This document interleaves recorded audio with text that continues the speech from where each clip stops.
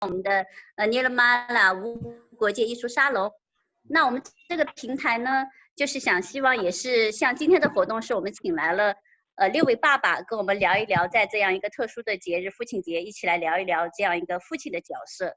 然后他们其中有4位是来自不同的国家，然后就是想听一听不同，比如说不同国家之间，然后不同他们的成长背景，或者说在教育孩子上面，或者说作为父亲是怎么样子去理解的，所以非常欢迎6位爸爸。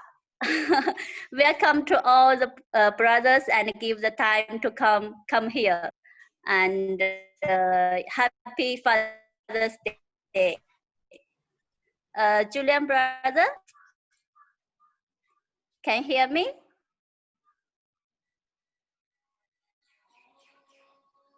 Julian brother? 哦，我们的 Julian brother 好像他又重启了吗？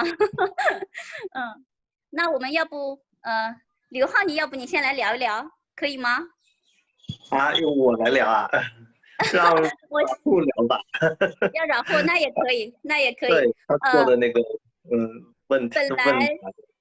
本来我们的朱利安大哥来自英国，定居在上海的朱利安大哥，他是我们这次活动的主持哈，但他可能网络有点问题，我们稍等他一下。那我们现在要不就开聊？我们可以这样吧，可以先让那个大家互动一下嘛，然后有没有人逮着问题来呀？对，可以。哎，在这个就是参加的朋友们是有第一次来的吗？有第一次来到我们这个活动现场的吗？大家可以跟我们互动一下吗？或者说你们有一些什么样的问题？我们今天会有6位爸爸，他们会分享，简单的做一个分享，每个爸爸会做5到10分钟的一个分享，然后我们最后会有互动环节，我们可以一起来讨论一下，也欢迎大家提出各自的问题，然后或者说你也是爸爸的话，也欢迎你参与我们一起来讨论。第一次，有朋友说他是第一次，感谢您的参与。那要不大家谈一谈吧？大家是第一次过父亲节吗？我今天还特意给我的爸爸打了电话，但我们太含蓄了，我不好意思跟我爸爸讲父亲节快乐，我就只是打了一个电话而已。那其他人聊一聊，那个韩英、刘浩还有冯平大哥，你们都可以聊一聊。我们今天过的父亲节可隆重了，我们今天过着父亲节，借着父亲节的名义，我们给父亲和我们自己买了炸鸡，然后还做了父亲节的蛋糕。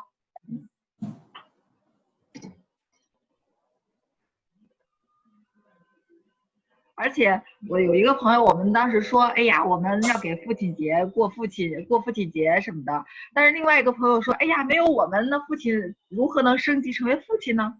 我们也觉得豁然开朗。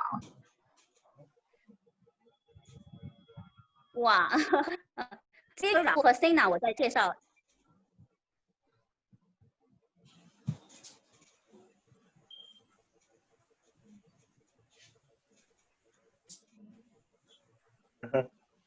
有个朋友说，我记得我现在的先生就是对照我父亲找的。父亲的角色真的太重要了。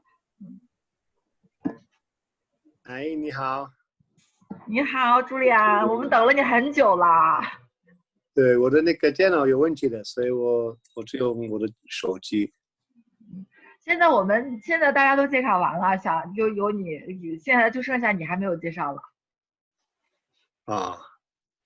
你给我们做一下自我介绍吧。什么样的介绍？就是介绍你自个儿呀。介绍什么？介绍你自己。对，大家都做了自我介绍，你介绍一下你自己。那就我是那个朱利安，一个英国人，有3个孩子，然后在上海已经16年了，就算半个上海人吧。Hi Rahul, how are you? I hope you're fine. How are you? I had a little bit of a technical issue with my computer, but I'm on my phone now, so it should be okay. I think I've got a friend joining from England, Justin. I don't know if he's on the line. Maybe he's not.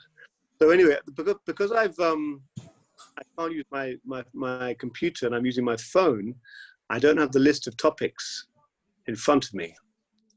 So maybe, well, what can you remind us of the? Should we start? I think we can start if everyone's introduced themselves. We can. 6号我们开始。OK， 你需要那个问题吗？第一个问题，第二个问题这样子吧。对，第一个问题就是按照从出生到成人这么一个顺序吧。对，除了我们5、6个爸爸们，还有多少爸爸们在线？这个我比较好奇，想问一下。哎呀，那我们怎么表示一下，让爸爸们表示是露出来了？因为我们现在在线的是59个人，但是我们只是从名字上的话，很难判断他谁是爸爸，谁不是爸爸。所以我们怎么判断？举手，不好统计，让大家回复吧。大家可以回复一下，如果有爸爸在线的话，就给我们那个就留言一下。对，然后说爸爸的话就打1，让我们看看有没有爸爸，千万别是有可以确定至少2个。至少2个。你好。然后我看见留言区好像有人说，作为一个父亲，你认为最大的挑战是什么？或者是真的很容易吗？你认为对一个父亲来说最困难的任务是什么？这是老胡说的吗？是萝卜。萝卜。最大的任务，这个养孩子是非常大的一个挑战。养孩子，然后那个好的，对，一个好的表扬 ，a good example. Raising children in this world is very difficult. What do you think, 刘浩？你同意吗？I think it's easy if you have a good wife. You mean you get her to do everything? You just sit back and you get the wife to do it. That's definitely one way of doing it.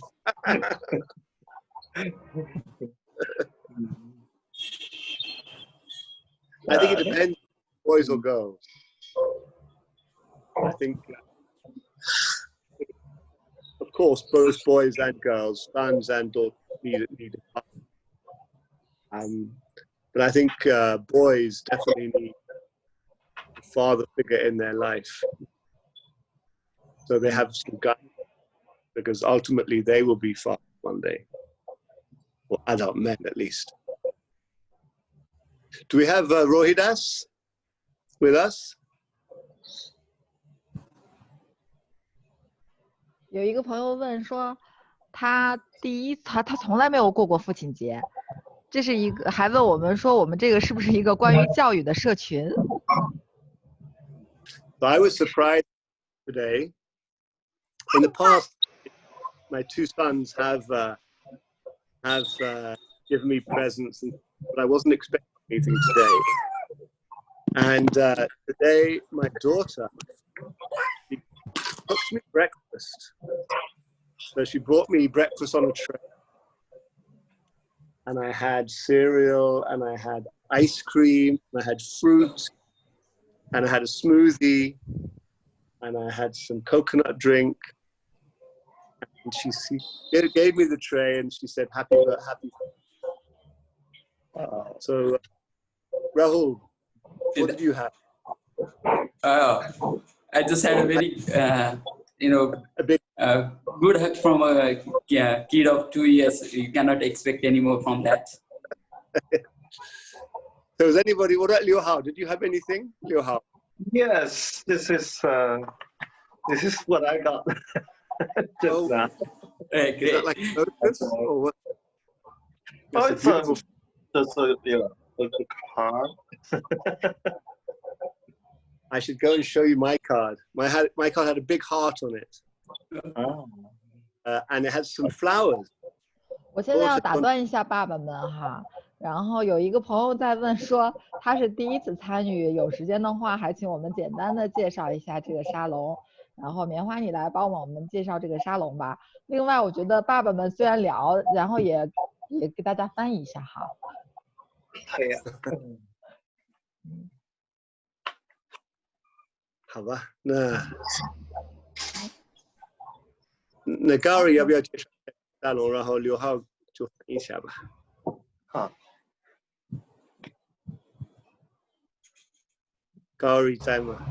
高丽没在，那我就给大家介绍吧。我们的这个呢，我们的这个沙龙呢，其实是希望呢，可以通过一个艺术或者是生活的艺术，然后来帮助大家，然后超越所谓的边界，然后没有国界或者是没有一些界限，就是比如说边界比如说自己的一些很多的思想制约，然后很多的一些就是怎么说呢，就是一些惯性的思维，然后我们希望可以传达给大家一些关于生活的艺术，关于如何可以安静下来的艺术，然后传达一些这样的，所以我们会邀请很多的艺术家，然后也甚至于可以邀请一些和生活的艺术相关的这些人来到我们的这个沙龙来分享，然后给大家展现一个全新的这种生活方式。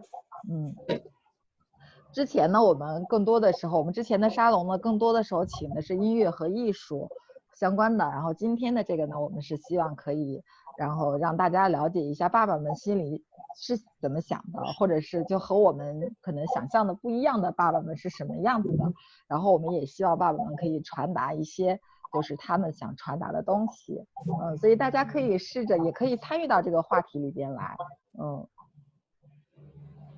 刚才 Julian 说的呢，就是他显摆了一下今天他收到的父亲节的礼物，就是今天他的女儿是他老三了，就是给他准备了一个爱心早餐有冰淇淋，有水果，有燕麦片，就很丰盛的一个早餐，然后还给他了一个贺卡。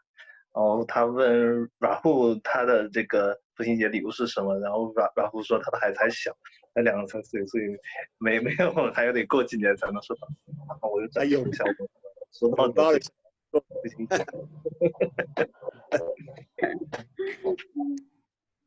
Rohidas Simon. Rohidas, are you there?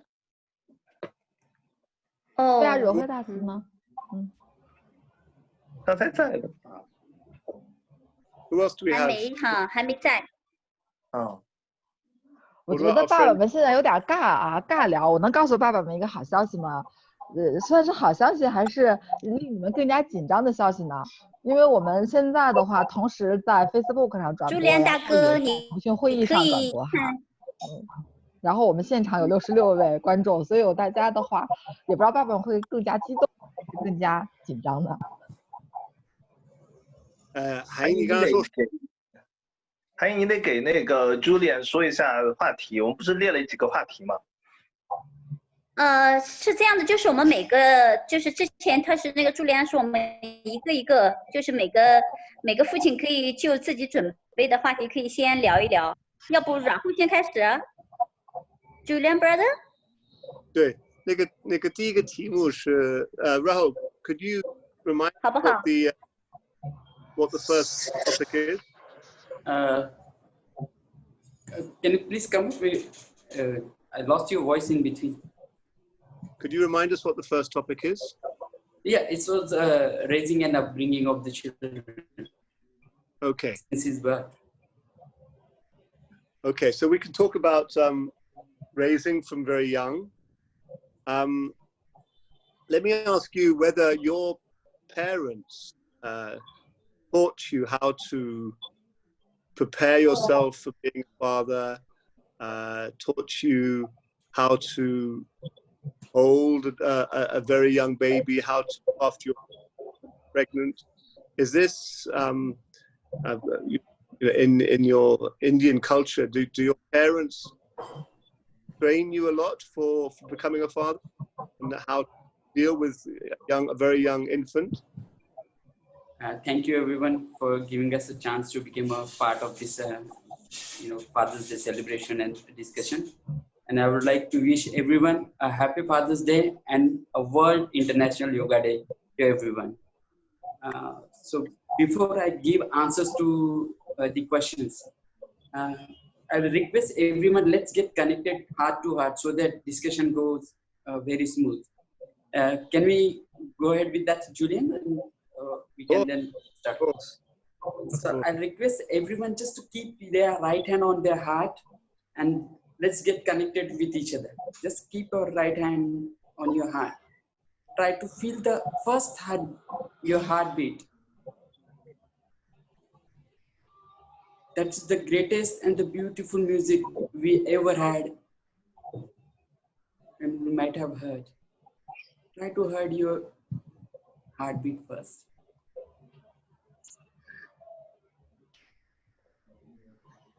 And just say within us that I am the pure love.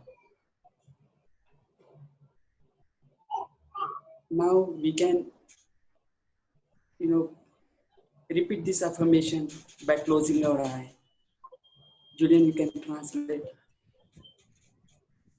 我们可以闭上眼睛，然后把我们的注意力往内在。我们可以把注意力放在我们的心脏上面。对啊。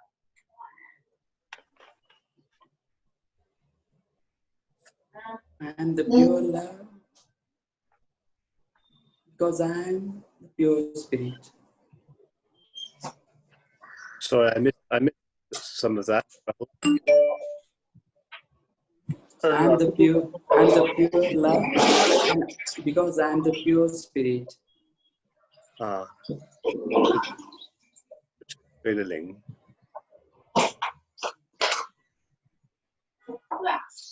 Yeah. The moment we will start feeling peaceful within our heart, we are almost everyone is connected with each other, and we can start our topic. Let's get on to it. The question was whether that parenting was in our culture or not. Yes, it was. It is. How to hold the baby when the baby is child, or how to give the support below the neck. These are all these small tricks and mother. 因为初中还那么的，哎，或者是样子用还他也破边啊就用还，那讲我就讲到来了，我们本节哎，就还就我还。咁你見掉面色都掉跳死執紅吧？我數是最佳嘅就係。哎，沒數是最佳。你發幾錢？你係唱到只。係啊，唱到最佳。嗯。發到幾萬啊？這都能唱到只。Can you hear some other voice?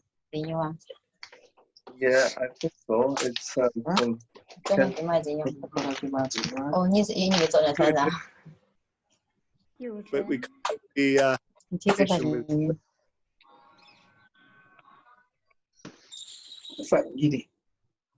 Okay, the host can mute other people's voices.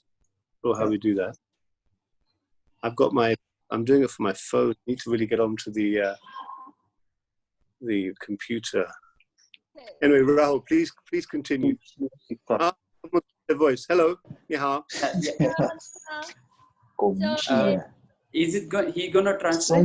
Liu, are you gonna translate? 力薄合一。然后刚才就是消化到东西，然后呀。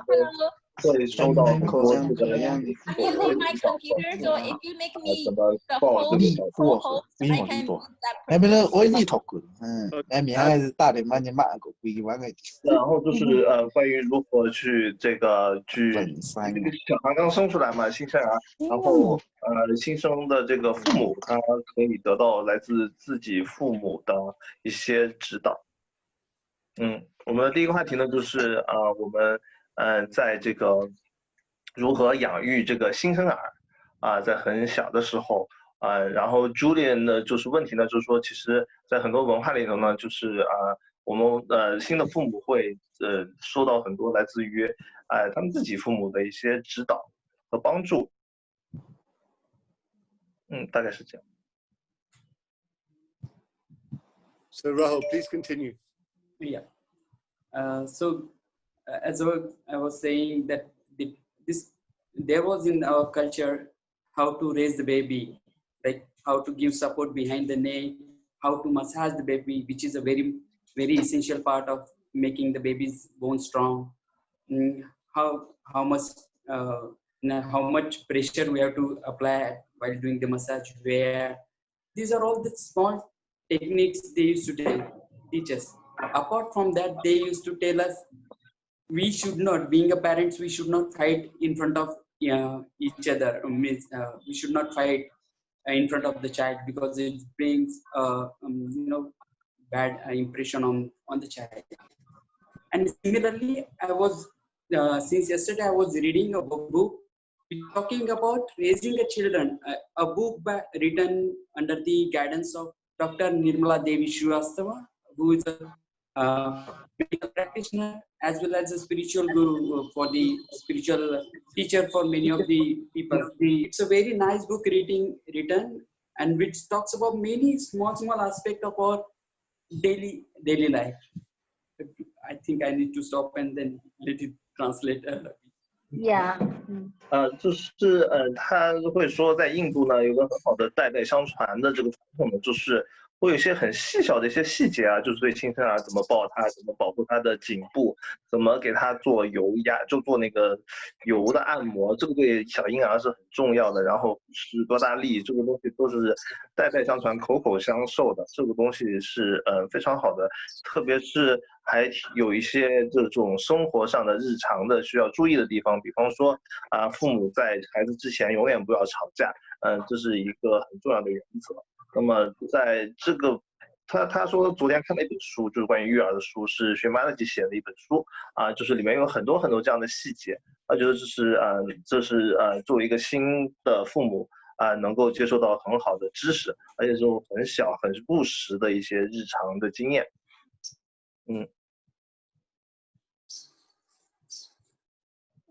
So I'll just read out you mentioned a massage. You mentioned massage. I just want to ask you, did you focus on any particular areas, and were you taught about the chakras? Yeah. And do you massage around the chakras, or yes? Is that what we do? We make the baby lie upside down, and then on their spinal cord, we used to, right from the bottom of the spinal cord till his head, we used to rotate our hand in an anti-clockwise manner with applying a little oil, depend on the baby's age. We should not apply too much of the pressure and to go too hard. First, up to certain time, we will go very smoothly, and then since the baby start growing up, we can apply a little bit of pressure as well. So this is, it is impacting the chakras, which is called as plexus in medical science, and it helps to baby to nourish and help him growing up in the proper sense, proper way. 就是 Julian 问他一个具体问题，就是这个对孩子的这个按摩是按照这个印度传统的这种按照轮训的姿势来吗？他说是的，就是沿着这个脊椎吧，就是让孩子趴在那里，小孩嘛，就是小婴儿的话，你就是轻一点，就是不用太重，然后这样的话就是给他一个油压，给他一个就是逆时针方向的，就是转，这样的话对他的整个的神经丛沿着脊椎的这个神经丛都是有很好的作用。那我想插一句话问，我想问爸爸提出来的这个油压按摩是由爸爸来做吗？最好。So who will do the massage, by mother or by father? So which one, or they take turns? Yeah, it's a shared responsibility. Whoever has the time, they can do it, because it nourishes the father and mother as well as the baby, so they can share this responsibility as per their conveniences. 就是他觉得这是父母的共同的责任，谁有时间谁有这个空闲，他就可以去做这个事情，而且这个不仅对孩子好，对这个父母也是有好处的，就是共同滋养的这个亲子关系。好的，谢谢回答。And we used coconut oil, a lot of coconut oil, and sometimes olive oil. We have Justin here. Hello, Justin. 虽然说我们用椰子 Hello. 油。Hi, Julian and everyone. Sorry, I'm a bit late. Hello. This is Justin from England. And Sina, I see you there as well. Hello, Sina. You're joining us from Canada, is that right?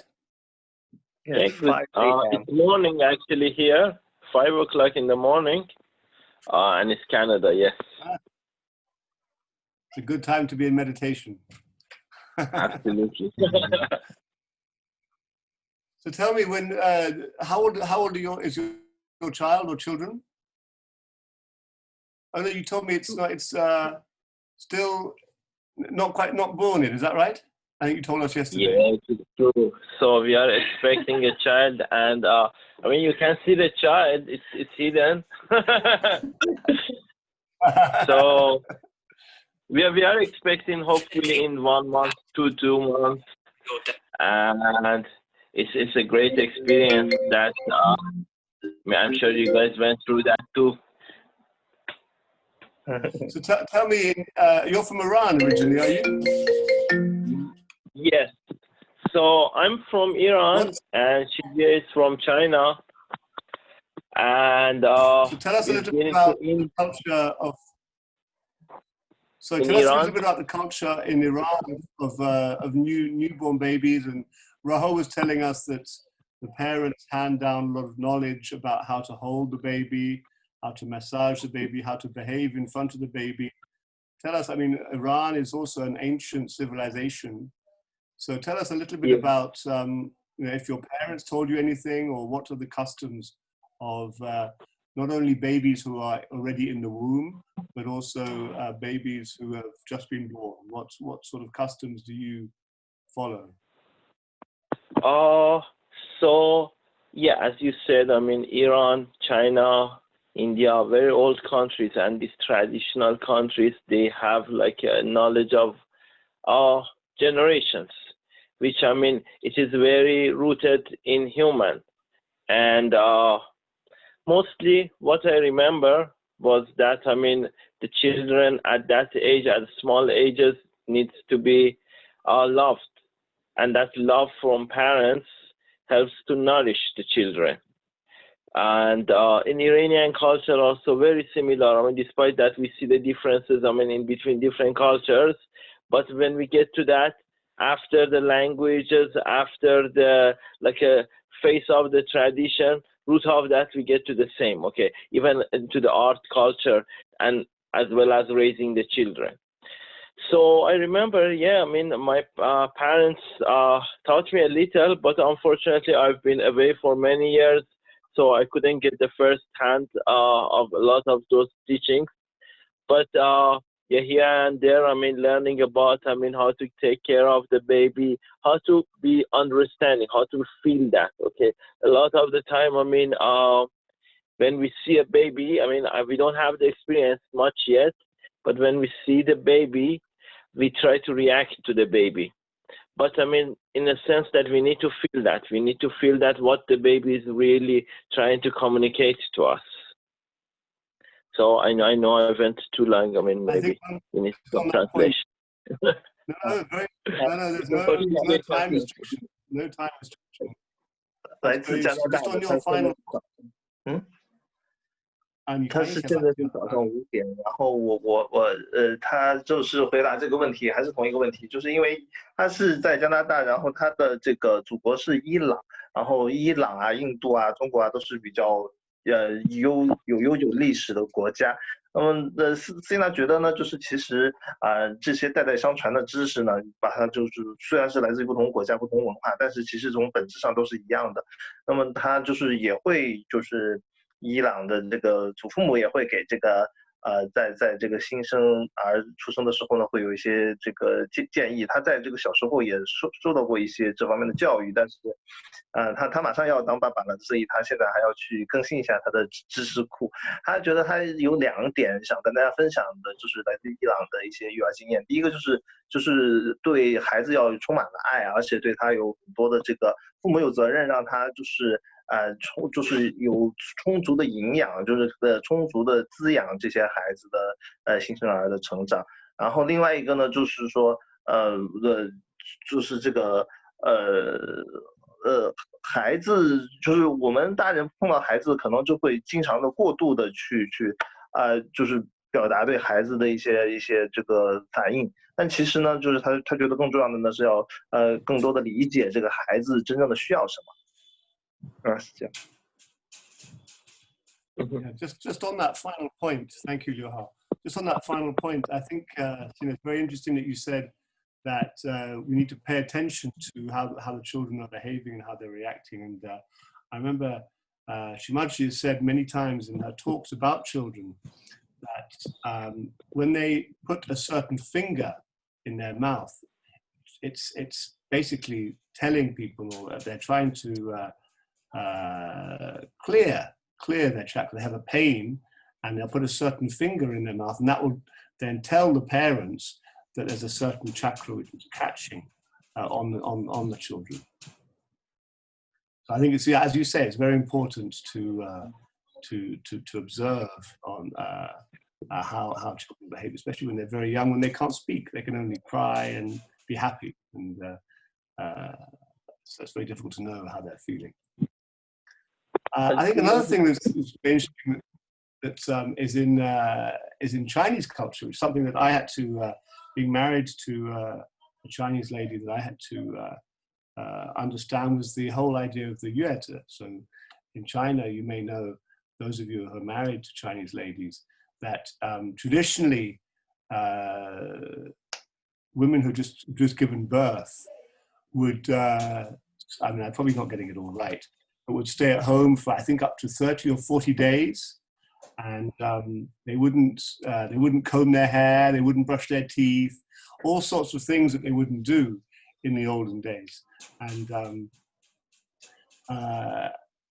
I've never really understood why. And I think China is very, very good at bringing traditions from to the present day.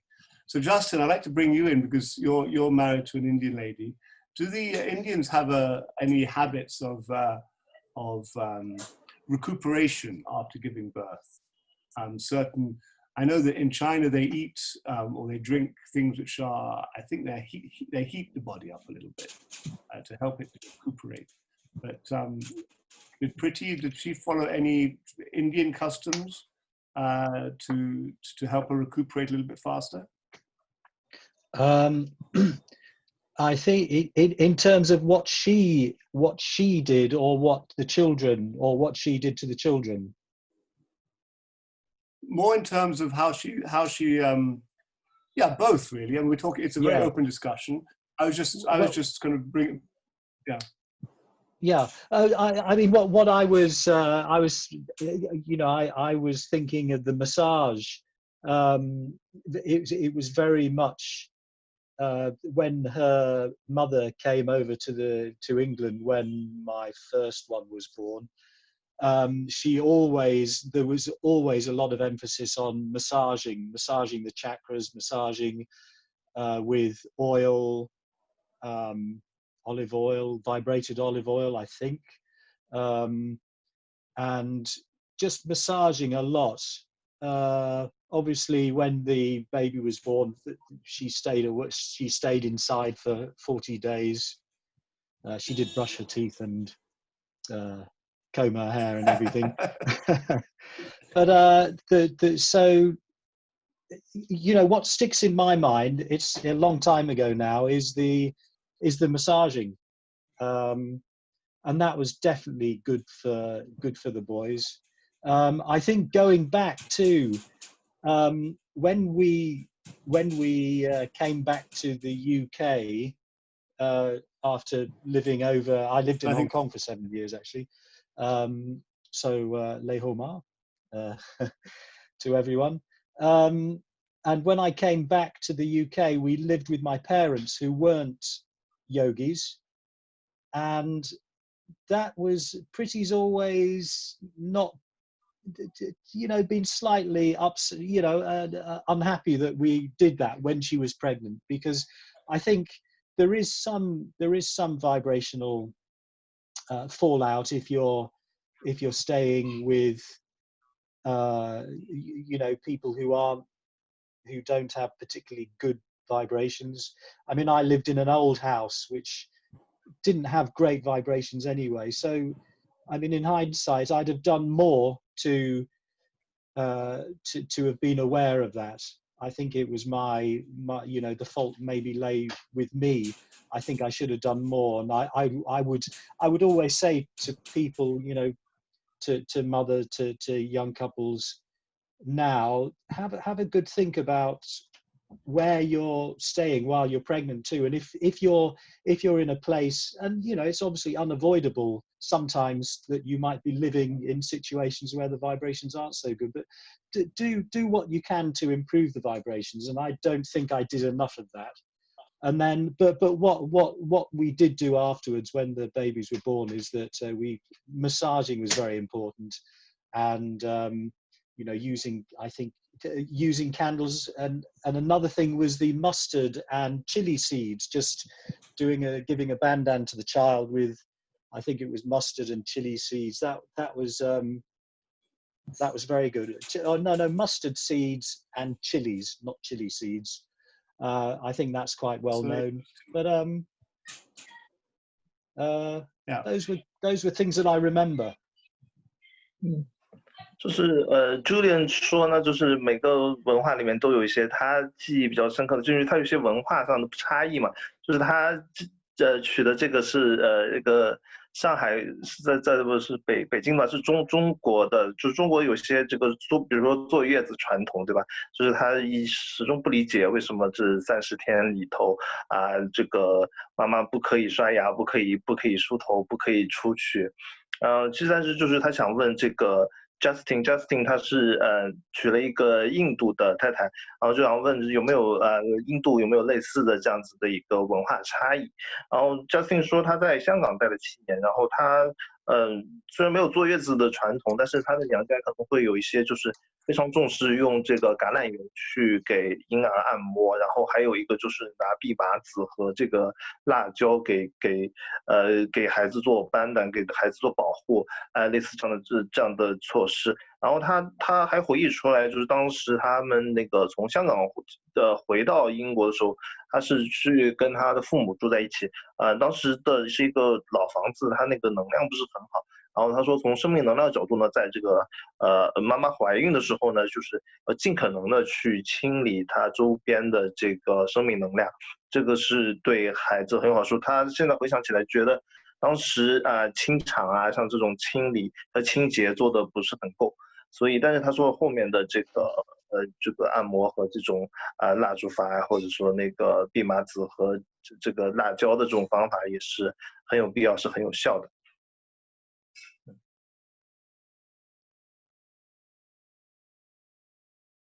Okay, please continue. Well done, the fact that you memorized all of that and could translate is very impressive. Well done.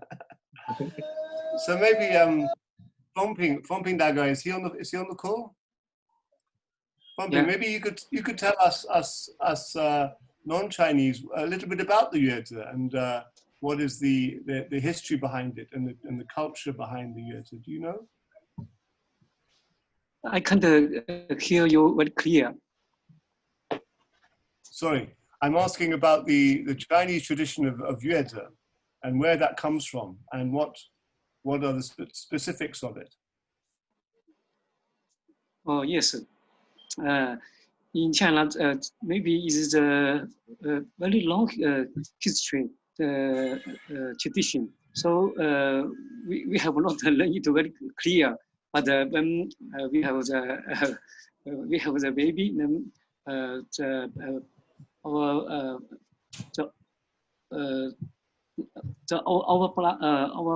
father and the mother come, then they can really how to say they really care about it. So we are fortunate. They do many things for us. We just learn and. Just follow them guides. So it's okay, but really now we can say we must learn more about this. So the younger father and the mother, they must learn more. Maybe we'll better more. Just this. Thank you for that. Thank you for that. 冯英大哥就是分享的，就是坐月子呢，就是还有一个就是很重要一点，就是不仅是对这个妈妈的一些限制，还有就是这个父母们会来帮助这个新的父母去做一些就是养育这个婴儿的事情，因为这个很重要，这个对新父母来说是一个很大的帮助，因为他没有什么经验嘛，就可以手把手去教。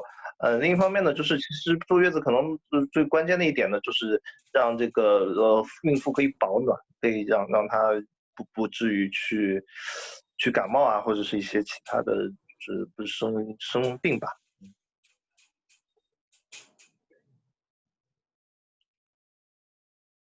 Great, thank you. Do we have Rohidas on the call? I think we did, but I can't see him now. So let's move on from when the children are very, very young to when they start crawling, start walking, start communicating. What do you think is the father's role? And let's hear from Rohidas. Is he there? Is Rohidas there? Maybe you've seen that. No, not seen as you haven't got children that age yet. So, Rahul, you've got a two-year-old. So maybe you could tell us a little bit. Yeah, first of all, I will just touch the last point and then move on to this point. All the participants in line, just remember, don't rush for having a children. First, you make yourself comfortable, then you have a children, and when you are having children, make sure that the environment is auspicious and happy, because that ultimately makes the impact on the child. And now coming to the current topic, which is how to what's the father's role while giving this. I think giving discipline and teaching the child about the cultural ethics, like we need not to smack or slap the child in the public. These kind of things, which is very small but makes very big difference in the giving him a confidence, which is like a father's role is giving a protection and confidence. So these kind of things we have to take care. And what else you can say? Try to avoid if somebody has a habit of smoking, don't have that kind of smoking in front of child, and teach him with the minimum. Give much more time to him. Give less material. Make him less materialistic and give much more love to him, so that he will feel comfortable and with you as a father. He will make you as a hero, because father is a hero for all the children. So they learn from him very, the way we behave, the same kind of things he adopts it. 然后呢，就是说他现在说那个上一个问题，他有一个小点想分享的，就是就是不要着急去要孩子，就是你要准备好，父母在这个要孩子之前要做好准备，确保孩子出生的时候呢，是一个非常欢乐、非常这个做好有准备的这么一个很积极向上的一个家庭环境，说在这个环境中成长呢，对孩子是非常重要的。下面这个话题呢，他觉得这个父亲在这个孩子成长的过程中，就让他第一次开口说话，第一次走路啊，然后是能够起到一个什么样的作用？他觉得是一个榜样的作用，或者是一个英雄的作用，或者说是父亲他是一个要给一些这种纪律，或者说其实这个就是他说到一点呢，就是说不要在公众场合去打孩子。这点是非常重要的，因为父亲对孩子有两点很重要的，一个就是要给他自信心，还有一个就是要给他保护，这两个是父亲的对孩子的责任，而且呢，就是一般的孩子会把父亲当成自己心目中的英雄，所以一定要珍惜这样的一个角色。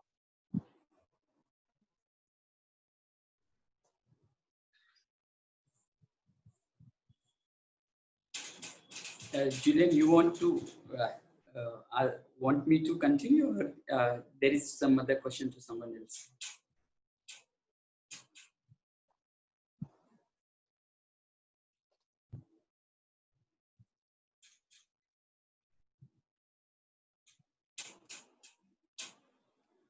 I'll just continue 1 or 2 points, and then by the time Julian brother will get into it. So just continuing to the last what I said, like we need not to praise the children too much for learning the way we want. So just give him a freedom. He will learn. Just make sure he is in a line and not getting distracted with the materialistic. How did you finish talking? Just make sure, give him freedom, let him learn, and give him so much of personal love, personally love to him, so that he will have much less questions in his mind. The more questions he will have, the more confusion he will start creating. So if you give him your time instead of much more toys, so that will be much, I think, helpful for the children as well. 然后分享了一点呢，就是不要给孩子买太多的玩具，这样的话就是，而且就是他就应该是给他更多的爱，这样的话让他就是很舒服的跟父亲在一起，增强你们的亲子关系。这个有什么好处呢？就是他会感觉到这个爱，然后就是他不会有很多问题，因为如果一直他就是他缺乏这种安全感的话，他会提很多问题啊。当他提出很多问题的时候，你越回答他，他其实越困惑。所以这个不是回答问题的，主要是就是要不是给他很多玩具，或者是不是回答很多问题，而是要多花时间陪伴他，而且让他感受到爱。Currently, the mobile has become the barrier for giving much more time to the children, because most of us are getting too much involved in the mobile. So this is currently a scenario that we all should take care of. 现在也有个就是手机的滥用，就是大家都沉迷于手机，这样的话就是阻碍了我们去给孩子更多的爱。That's it for me. I had connection problems just now. Another thing I wanted to say, I think, which is very good advice that I received from advice from Srimataji, but also I think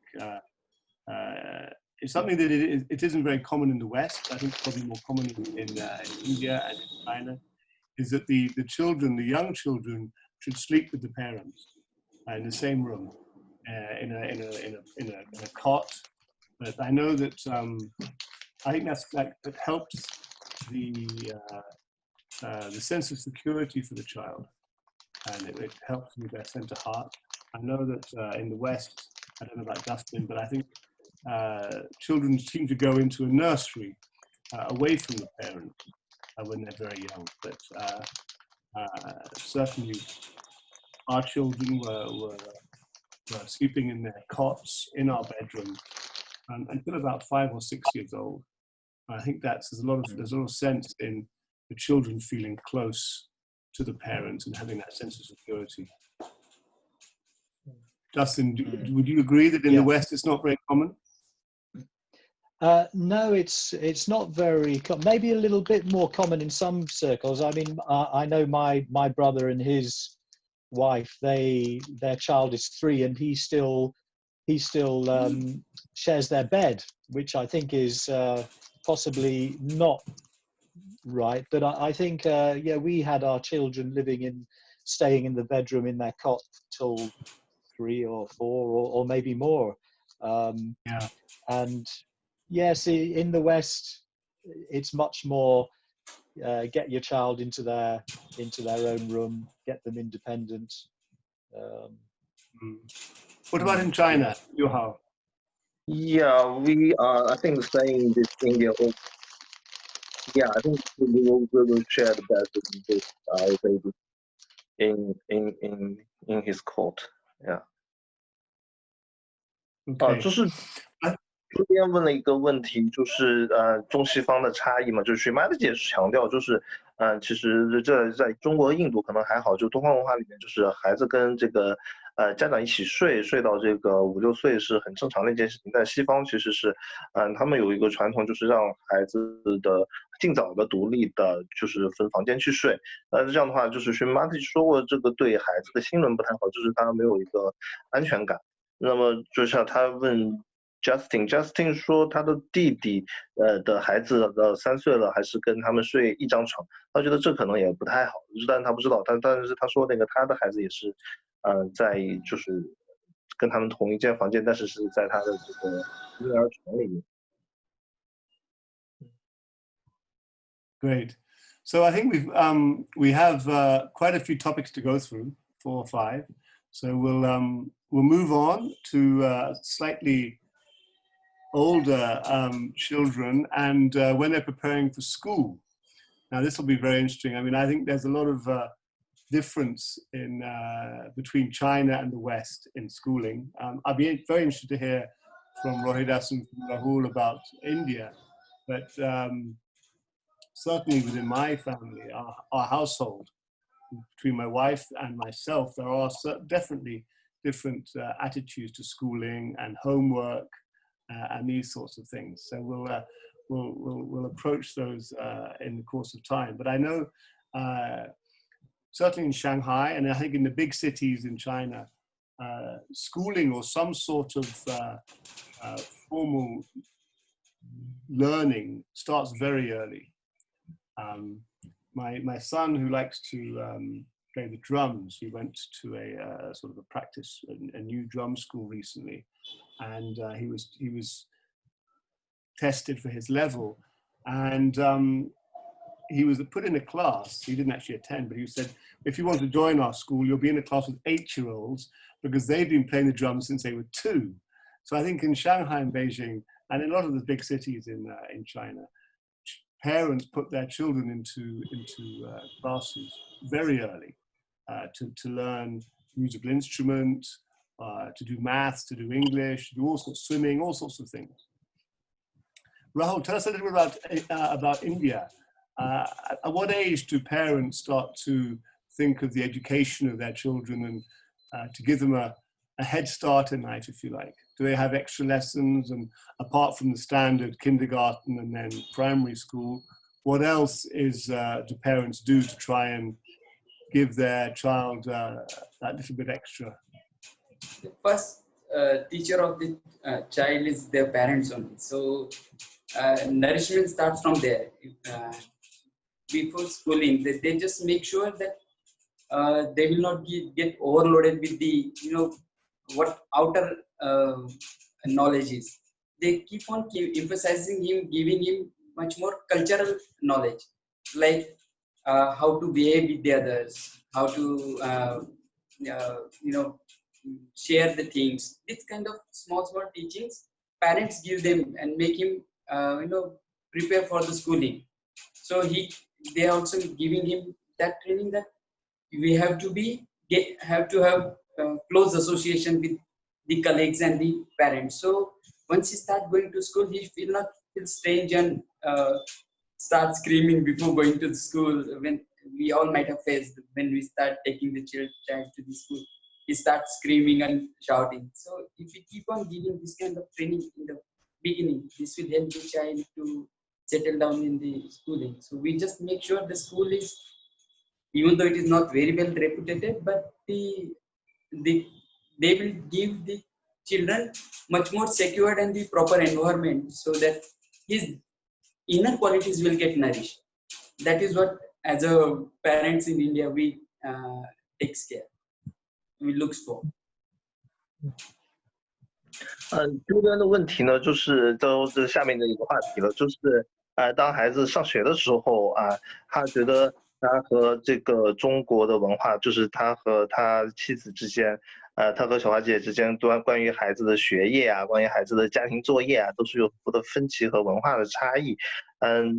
比方说他就是中国家长，特别是这些大城市，像上海、北京这样子的大城市，他们会就会特别重视孩子的学业和孩子的这个兴趣班这方面的，就是他们就会很早的就让他们去学各种各样的技能和知识。比方说他现在的孩子想去学这个架子鼓，然后就会发现这个他入学会有个考试，然后他那个给他分班呢，就分到了这个8岁的这个组，因为这些8岁的孩子从2岁开始就开始学架子鼓了，所以这些中国的家长是非常的就是很早的就让孩子去学这样的东西。不知道印度是不是这样，然后就说呢，其实在印度印度父母更多的是这个不仅是外在的知识，就是内在要让孩子们得到滋养。比方说就是有分离焦虑这个问题，其实就可以通过更多的这个滋养孩子的内在，让他有更多的安全感，让他特别是让他的这些很小的一些细节，比方说让他学会怎么样去跟别人打交道，如何学会跟别人小朋友分享一些东西，在这些都准备好的情况下，让他去幼儿园去上学才能够避免这种分离焦虑或者是其他这个不适应上幼儿园的这种情况。所以印度父母更注重的是内在的这种滋养。I think Rohidas can give much more light on it because his kid started going to school. I'm yet to look for that. Kid is still small. So Rohidas can give much more light on it if he is there. Rohidas 在不在？因为 Rohidas 的孩子好像正要开始上学了，然后的孩子还有点小。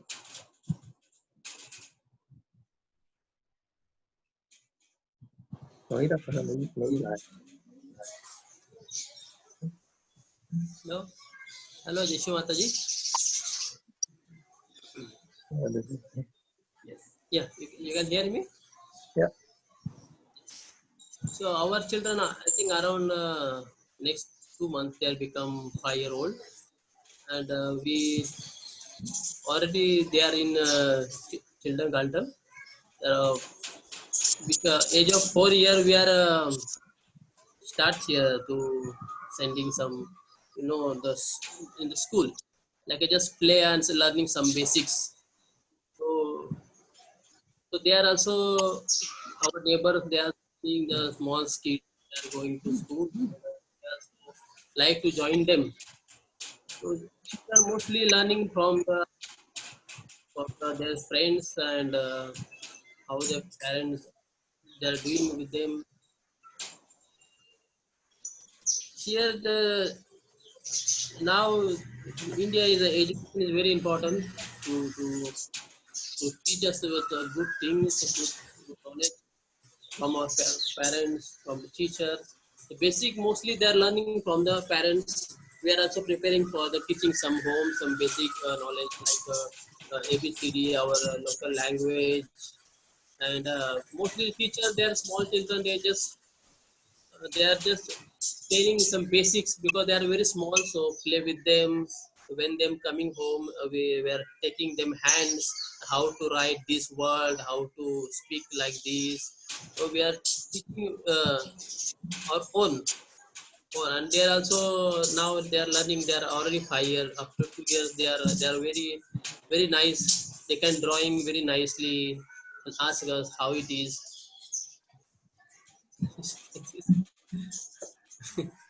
Rohidas 说呢，就是在他的孩子马上就5岁了，还有2个月就5岁了，所以马上是可以上学的年纪了。然后他在4岁的时候就上那种幼儿园嘛，就是他只是玩然后可能会有一些这个基本的一些就是画画然后可能有些基本的就是那种比如说印地语的元音怎么写有一些特别简单的一些知识，但主要是玩。当然他觉得呢，就是孩子的这个真正的影响呢，还是来自父母，就是父母会比老师有更多的责任，在这个阶段就是给孩子更多的正确的知识。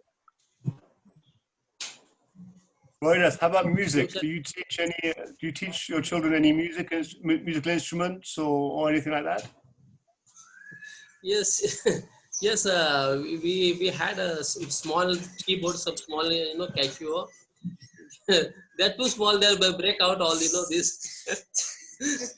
Yes. But I like to teach them some harmonium. Some also I sit with them now harmonium. Like this. But they like so much. I teach them some local dance and some harmonium. I think sorry. Go ahead, Justin. Oh, sorry, Jude. Yeah, I'm on the music front. I play Santor, and I taught my boys Santor, and I'm no way a good teacher, but they picked it up incredibly well. And, you know, they picked up the rhythm and the harmony, and they can play they can play Rag Yaman.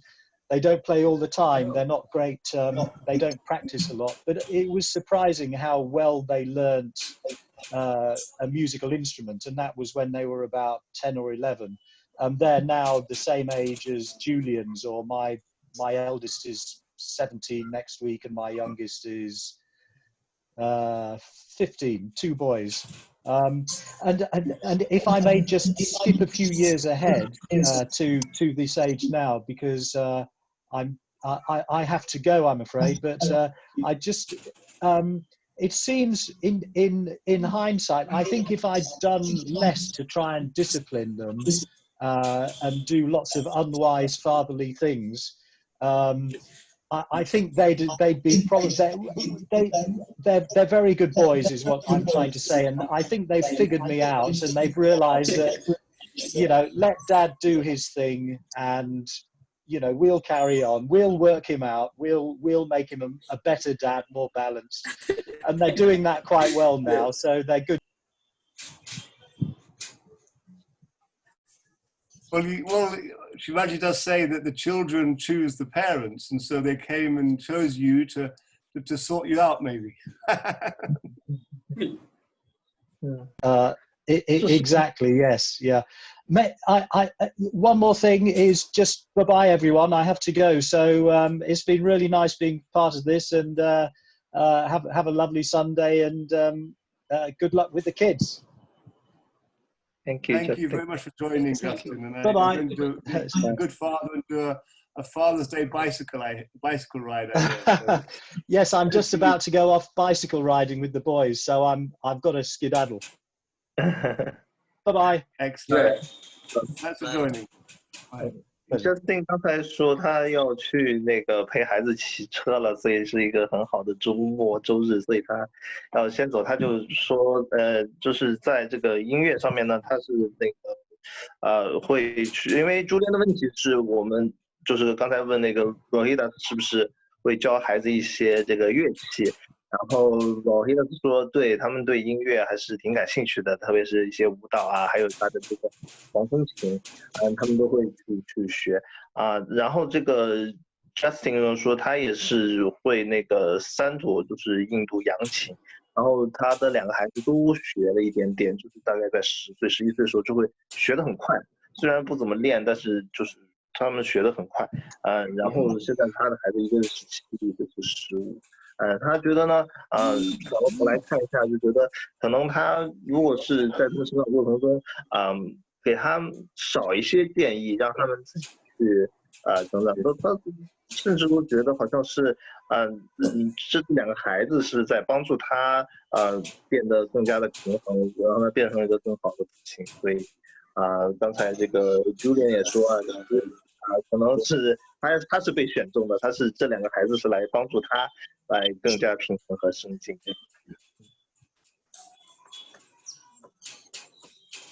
Okay, well let's move a little bit on to slightly older school children and the choice of what sort of school to send the children to. I think this is a challenge for a lot of parents to make the right decision about school. And we've chosen different paths. So we chose a school in the Himalayas for our eldest, to try and give him a deep understanding of Sahaj Yoga and the vibrations. And it was very tough. It was very tough because we didn't see him for 9 months. But he certainly got a very good understanding of vibration. He was in a beautiful place. And actually, many Chinese Sahaj Yogi parents have also chosen either Sahaj environment at the kindergarten level or some of the primary, secondary schools around the world. But we decided that 1 year was enough, and I think Justin also sent his 2 boys to India for a couple of years. And then for the boys, we chose an international route, so sending them to England to school. And for our daughter, we've chosen a Chinese school. And there are many differences. And I think because Chinese school, you have to learn Chinese, which is such a challenging language if you want to get really good at Chinese and speak natively, write and read, etc. But you spend an awful lot of time doing homework. And that's, I think, one of the things which my wife and I differ on certain areas. Like she will say when she was young, even if it took until 11 o'clock at night, she has to finish her homework. That's the thing you have to finish your homework by 11 o'clock at night. Whereas for me, homework is just a part of the education. And certainly young children, I feel that they need to get sleep. And so even if they haven't finished their homework, I try to say, okay, until 9 o'clock, and then you go to sleep. So I think the whole idea of homework and the decision to whether to work on a creative side or on purely route, I think is a big challenge for a lot of parents. And I think maybe I'll let you maybe translate, but after you've translated, I'd like to hear from Rohidas, Rahul, and maybe Fompinaga about what their thoughts are for children and how best to educate them in which sort of school environment. 就是朱练说了一下，就是关于学校的选择的问题。就是他的这个大儿子就是在这个喜马拉雅的这个沙加学校待了9个月，当时他觉得这个非常重要，因为让他去了解生命能量，让他更好的进错。他觉得这个东西都是因为那个也是一个非常好的环境，非常好的一个地方。那么但是他觉得这个是一个很。对父母和孩子来说都是一个挑战，就是一个因为9个月互相不能见面，后来他们觉得1年的体验就够了，然后就让他去了让他这2个儿子都去了这个英国的学校去学习。那么他的这个女儿，他老三呢是选择了这个在中国的学校学习。那么其实就是在中国有个好处呢，就是可以去更多的去学习中文。如何读写，因为这是要花很多时间的。就是有唯一一个这个不太好的，就是和他的这个太太有些分歧的呢，就是写家庭作业这件事情。就是他太太认为，他小时候说是写作业写到11点你也得把它写完，然后他觉得孩子在这个时候呢，应该是更多的是营养和充足的睡眠。那么他可能会尝试说这个。你就写到9点钟，写没写完你都要去睡觉。他觉得睡觉比这个完成作业更重要。因为这个家庭作业只是这个教育的一部分，然后而且就是中国的家庭作业很多是重复的，而不是那种创造性的一些任务。他认为这样是其实并没有太大的必要。然后他也想听听其他3位的。一些关于不同学校和不同体制这种看法。Fompinaga, what are your thoughts on this subject? In my opinion, maybe this is the very common problem. So we must maybe balance. He must do some homework, but he also must have enough sleeping. So it's not so easy to balance. We all have the same problem. So sometimes many child they do homework very late. Many parents they don't like it, but no other choice. So maybe we must give the child the choice. He must he wanted to do more homework, or maybe he wanted to sleep more enough. So it's not so easy to solve the problem. Just like this. Yeah, I agree. I think it's very important to be balanced in anything, and this is what you learn in Saj Yoga. You learn about being balanced and not going too much to the right side. I was not long ago. I was with it was last year actually, around this time of the year last year, and I was with some yogi friends, and they brought some other friends, and we were talking about summer holidays and summer exams, and one of the parents, one of the friends, had a daughter who was about, I think 15, 16, 17 in Shanghai, and I asked her what she was going to do for the holidays. And she said that she was going to study next year's curriculum. She was going to study all the lessons from next year so that when she started the term in September, she would know everything. And the teacher almost expected that. And there's a lot of peer pressure.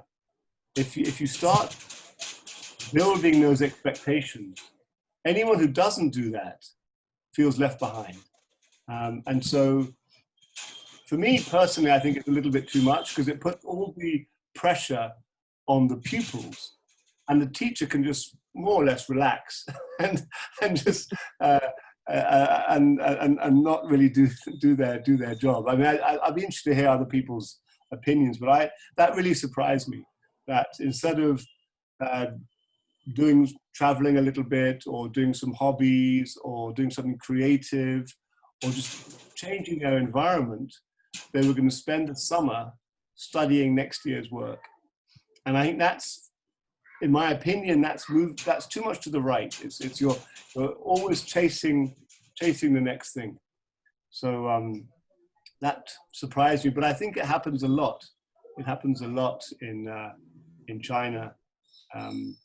Raul, what do you think of this? Nowadays, this kind of scenario is, I think, all over the world. And the child has to sustain a lot of pressure.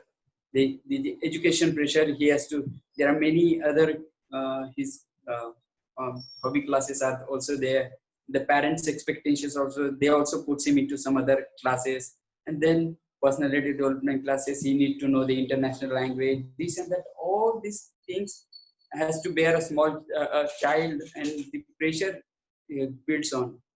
So it definitely brings the pressure on his cardiac. It's a cardiac plexus. We call it as Anahata chakra. So it starts getting weaker. So what we have to do, we need to help him to delegate that stress that outer environment is creating. So nowadays, that essence is everywhere in the world. They are understanding. So now they are posing meditation into their curricular. In India, we are especially pursuing our ministries of education to keep meditation and the yoga as one of the subjects, so they can sustain that pressure. So it's a few minutes of meditation, and it will help him to reduce the stress on him. So that aspect everyone has to understand. Even though there is not in China, in the curricular or anywhere in the world, we should by ourselves having a proactively teaching ourselves and the children's meditation. I think Sahaja Yoga is one of the simplest methods they can start with and help the children grow with a very matured way, and they can cope up with all the stress which they can find it in their life. So they can achieve that balance that you're talking about.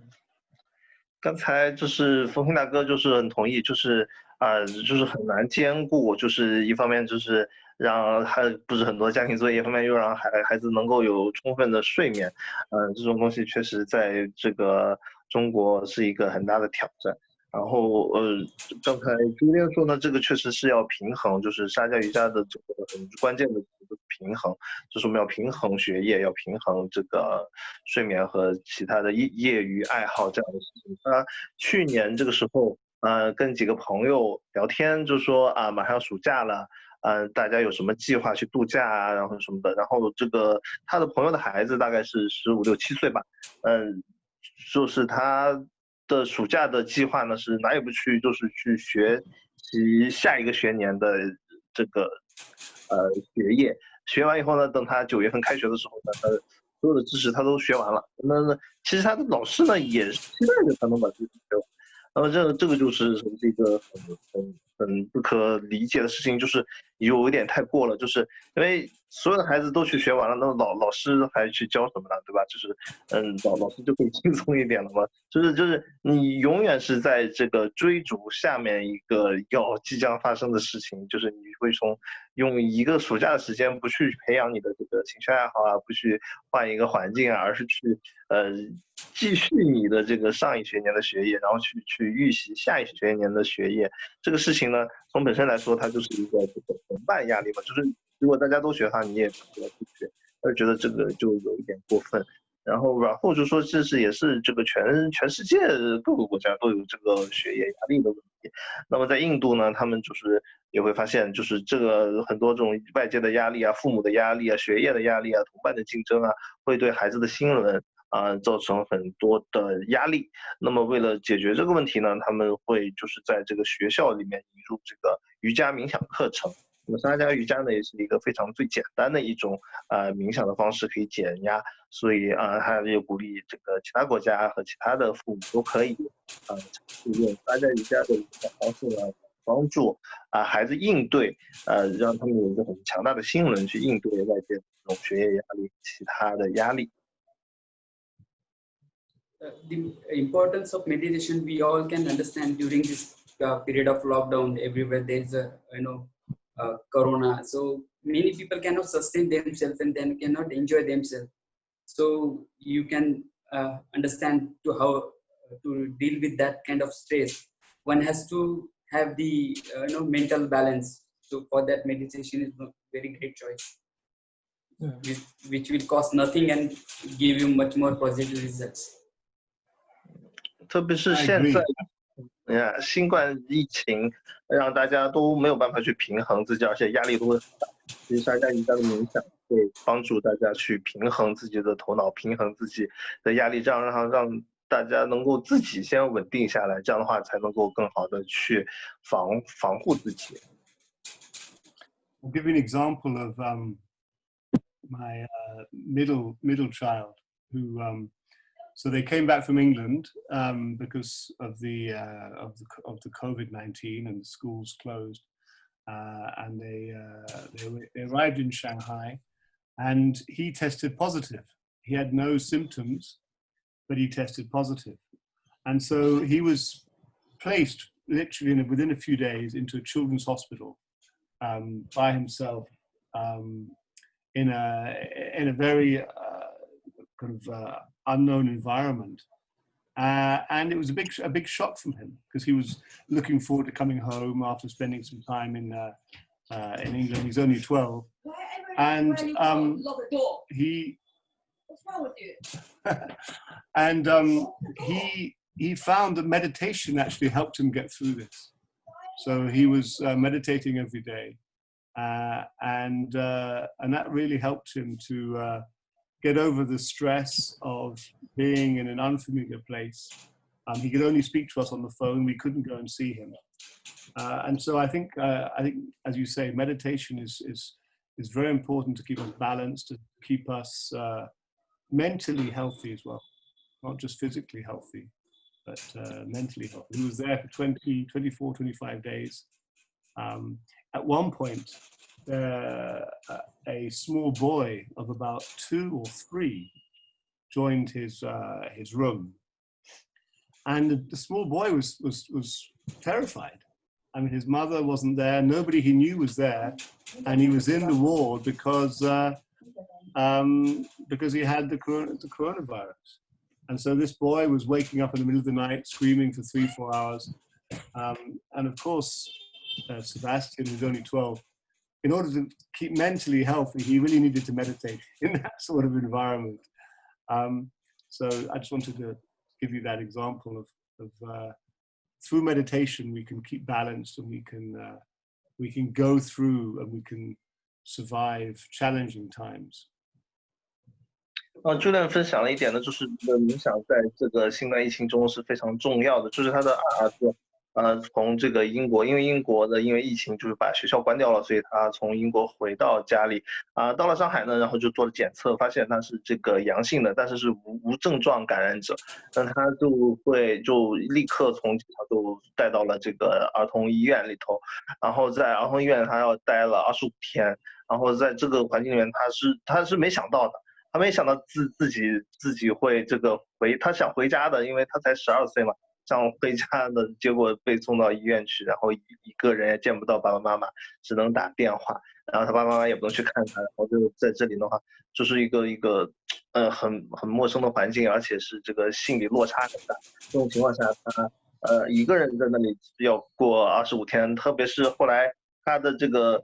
小病友，他的这个病房里面还来了一个小孩，大概2-3岁，这个2-3岁的孩子更害怕了，就是没有父母的陪伴，然后就是天天半夜会哭4-5个小时，他没有办法，所以在这种环境下，冥想对这个他的孩子来说是一个很大的帮助，让他可以去平安的度过这一段这个难熬的时光。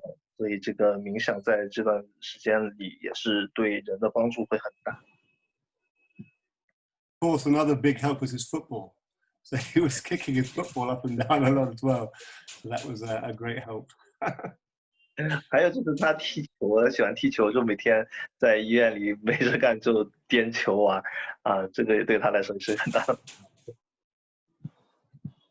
So we're about halfway through, I think. I'm not sure about the timing and how long we're going to be. But if anybody has any questions they want to ask of any topics to do with children and bringing up children, ask any of our panelists, if you like, from different cultures, from different places in the world, their experiences, please feel free to ask. And let us know, and we'll try and answer the best we can. 大家有没有问题？我们可以做一下互动，因为我们大概就是告一段落，我们大概是进行过半了，所以看看你们有没有什么问题，我们可以回答的。Okay, someone's asking what the biggest challenge for fathers is. What do you think? Sina, why don't you try and answer that? We'll go around the table, but why don't you try and respond? Biggest challenges. I mean, I've got many to come. I can. So, but I think I mean it can be a detachment. When we get, I mean, as the child comes, join to the family. It's a big bundle of joy. I mean, there is a lot of love and attachment in the early years. So I feel like, I mean, after some points, to let the child grow, to be free. I mean, to express itself freely, to sometimes go beyond the way that we were expecting the child to be. It needs our detachment. It needs our detachment not even to react to each action of the child. It needs our detachment not to spoil the child. I mean, when we are so much, loving the child, we may even harm that. If we are so much, reacting to the child, get upset by the things that we don't see them correct, we may react to that. But that's kind of rooted to our attachment. In a sense that, we cannot help our children to learn or get the right type of learning, not only the competitive form of education. We won't be able to it when we are so attached to it. But when we are detached from it, we can provide that. And like a plant that grows, we don't need to follow it every step of the way. So we provide that environment, and we wish for the best. Yeah, I think as many will know, thank you for that, Sina. I think it's a very good point. As many of us will know, Shumataji arranged different educational establishments around the world for Sahaj children. And these were places where the children stayed for a number of months, even when they were very young, sort of kindergarten age. They would be in these kindergartens for, whether it was Rome kindergarten or Borotin or wherever, they would be there for 3-4 months, sometimes up to 6 months, away from their children, away from their parents. And then as the schools got, like primary school, secondary school, you had schools in India, we've had schools in Canada now, also in Kabela, where again, children spend up to 9 months away from their parents. And that certainly helps with detachment, I think. But another thing is that Shumataji is on a vibrational level. Shumataji said that children, if their chakras and their vibrations have a lot to do with the parents, especially the mother. Shumataji said that children, I think up to 16, maybe Rahul might be able to correct me, but up to 16, if a child has a certain catch, then often it'll be because of the link, the maternal link to the mother. And so I think maybe part of the idea of sending children to a Sahaj school was to free the children maybe of these catches with their parents. So Rahul, maybe you could talk a little bit about that, and also be interested to hear your views on the biggest challenge for fathers today. And then also, once you've spoken, maybe Rohidas could also give some input. 刚才我们想回答问题的就是就是作为一个父亲来说，这个最大的挑战是什么？Sina 先发言了，他说他觉得最大的，他肯定有很多的挑战。还没有当父亲，但是他觉得有很多的挑战。可能他觉得最难的他预想最难的就是一个就是交托，或者说不执着，就是因为孩子很小的时候，你肯定是要给他很多的帮助保护然后对他有很多的期待，但是就是慢慢的呢，就是你要有一个这个不执着的心态去对待孩子的成长，因为你只要提供环境就好了，提供机会就好了，然后让成长自然而然的发生。我觉得这个是一个这个交托或者说不执着的父亲能够做到的。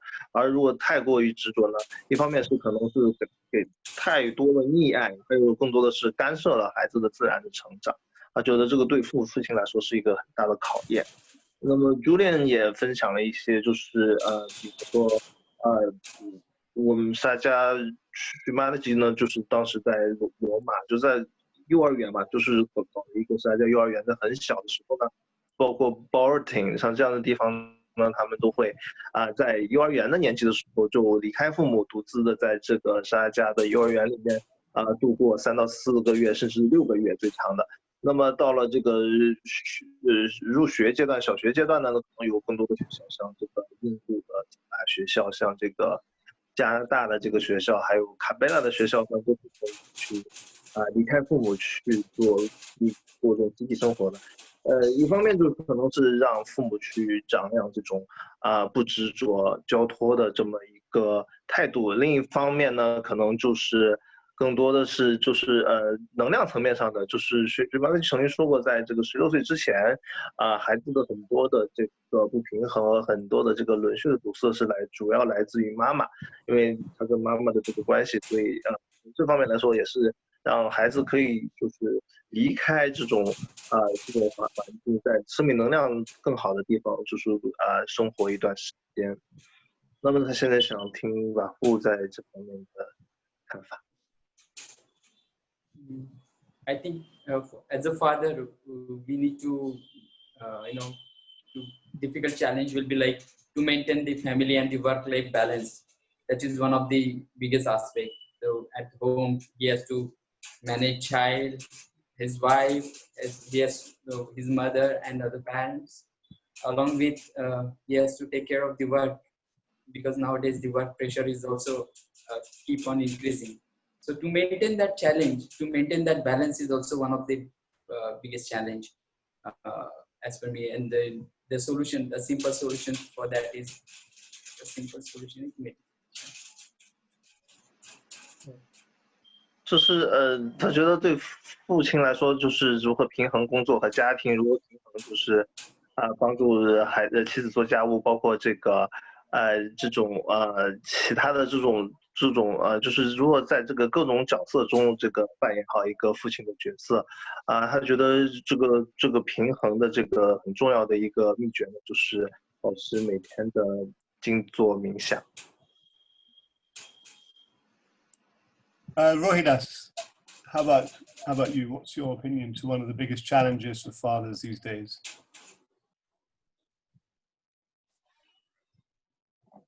Is Rohidas there? Yes, I'm there. Hi. Hello. And here is Hi. no problem. Hello. Yes. Can you tell me again what? Yeah, for you, what's the one of the biggest challenges of being a father these days? These days, mostly meditation is very important with the children, and because everybody is at home, we got lots of time for the spending each other. What them like to eat, we are cook for them, for meditation with them, for soaking with them. They are also very happy because mostly I not with them morning go and evening come. So these days it's Corona time, have lots of time to spend each other, and they are very happy to every day I with them to teach them, guide them something. So they like so much now. 就是荣黑大说呢，就是跟孩子一起冥想的都最近呢，就是他就是家里有更多的时间去陪孩子，他孩子就会很高兴，因为就是在以前呢都是要上班的话，就是早上出去晚上才回来，陪伴比较少，那现在反而是这个。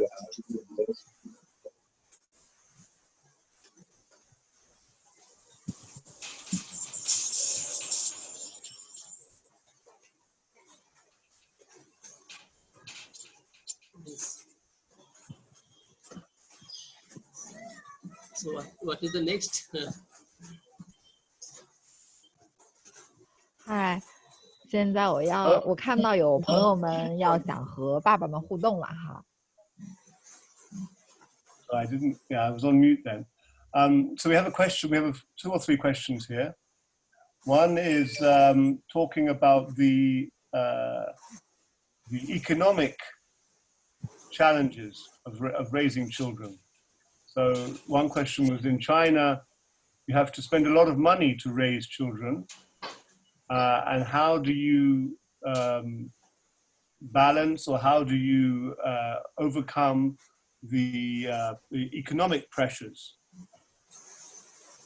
So,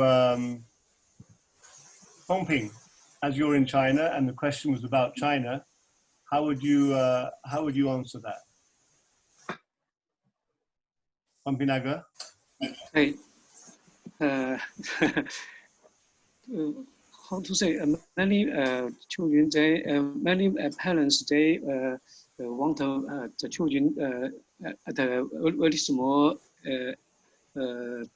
When he was very small, he wanted them learn many things. But in my opinion, the most important is the children what he like. If he like any subject, then he can learn more. If not, maybe how to say, when they too much time, too much money, but they said this is what they want. So this is not the mostly important. the most important is the, how to say, they are very healthy for their body and for their heart. So we don't follow the most the people like we just how to say calm down and think it very clear. Then we'll choose. Then we can do is better. 这个问题是关于经济压力的，就是怎么去应对在中国养孩子那么贵的挑战。冯云大哥说呢，就是我们要这个了解孩子真正的兴趣点，而不是就是盲目的给他去报很多的兴趣班和课外班。那么这个呢，就是对孩子来说也是非常重要的，对孩子的成长也是很重要的。就是我们要冷静下来，不是去攀比，不是去随大流，而是真正的发现孩子的兴趣点所在。这样的话，就是一方面可以不用花很多的冤枉钱去学一些他孩子不感兴趣的事情。我觉得这个是最重要的。I think it's very important that. I mean, I think, of course, you can spend lots of money on Xingqiuban, on extra classes and things, but you can also take children to the park and show them nature, throw a ball around with them, fly a kite, simple things like that. Doesn't cost much money. So I think, and I grew up in the countryside in England, and for us, we went out in the morning and played in the woods and played in the earth. We came back for lunchtime completely filthy, all our clothes completely dirty, but we were enjoying nature. And I think certainly in the big cities in China, sometimes you can lose touch with nature, and I think it's really important, especially for children, for their muladhara qualities, just to keep close to the earth and to never forget nature. I think that's really important, and that's free. So of course you can spend a lot of money in the cities bringing up children, but it doesn't have to be. It doesn't have to be.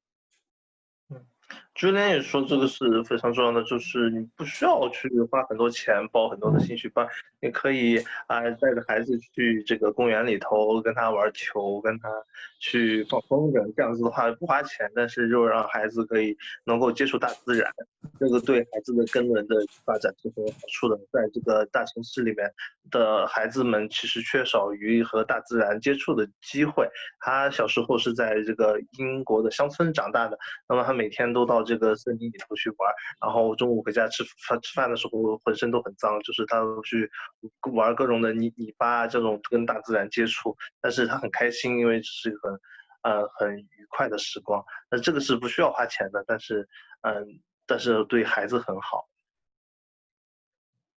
So we move on to the next question. A question here for every dad is: how much quality time do you spend with your child or children every day or every week? I think that's a very good question. Who should we have? Liu Hao, why don't you answer the question? Okay, I think for me, maybe 2 hours a day, something like playing chess and some quality time playing. Excellent. Yeah, 我大概是2个小时，就是每个人的这个每天的或者每周的这个亲子时光，有质量的亲子时光是多长时间？我大概是2个小时吧，就是跟孩子下棋啊或者玩。Yeah, so when they were young, I was every weekend we used to go out. We have a park in Shanghai, Century Park. I used to go out and play with them and break the ice in the pond when it was winter and all sorts of different things. Just trying to get them close to nature, but also with sports. So throw a ball or throw a frisbee or whatever, football they like very much. I think now as they get older, I'm trying to cultivate quality time around the table. So meal times, I think in every culture, or certainly in a lot of cultures, family meal time is a time for quality conversation and that family feeling. So I'm now trying to make sure that the family meals are quality time with the children. As far as my older children are concerned, it's more about supporting them. Because sometimes, my eldest is almost 16. Of course he wants quality time with his dad, but he also wants to hang out with his friends. And so as long as I'm, for instance, when I go to England and watch him play a sport, he's in a team or he's in a play or something like that, the fact that I'm there supporting him, showing an interest in him, I think is very important, even if we don't have the chance to have quality time every day.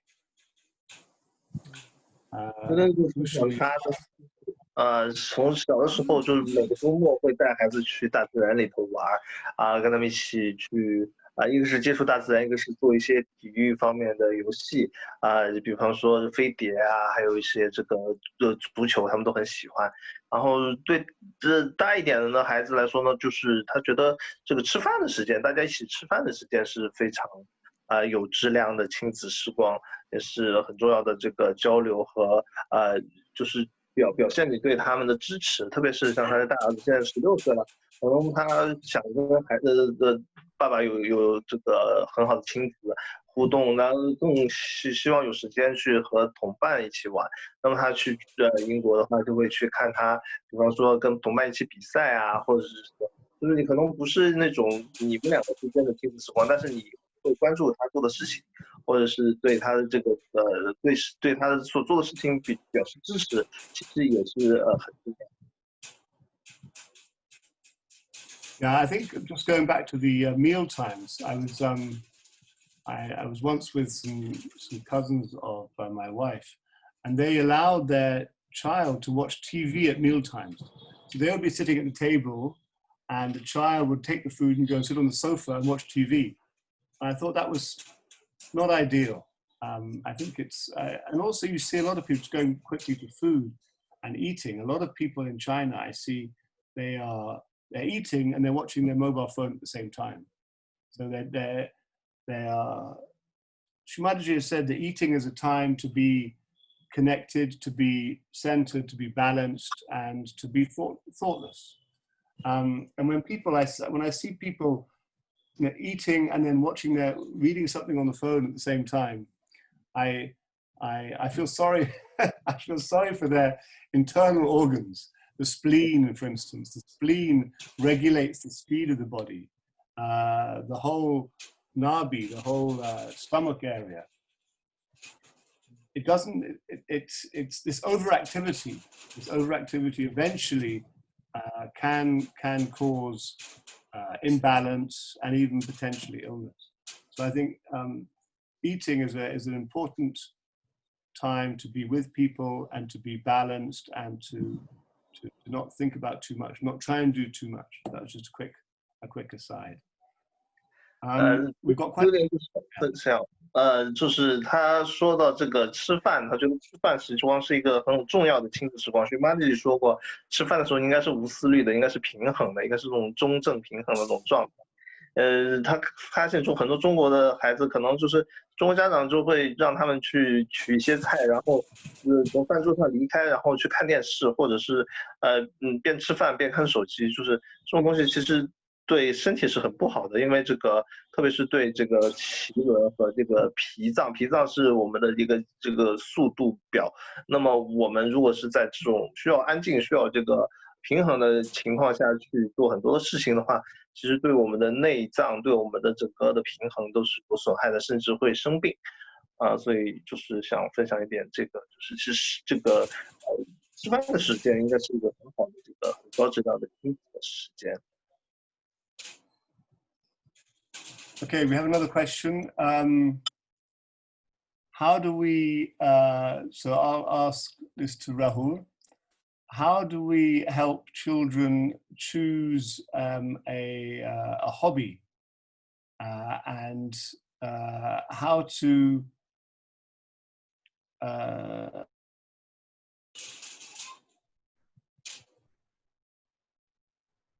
这个问题是我们如何帮助孩子选择一个好的业余爱好。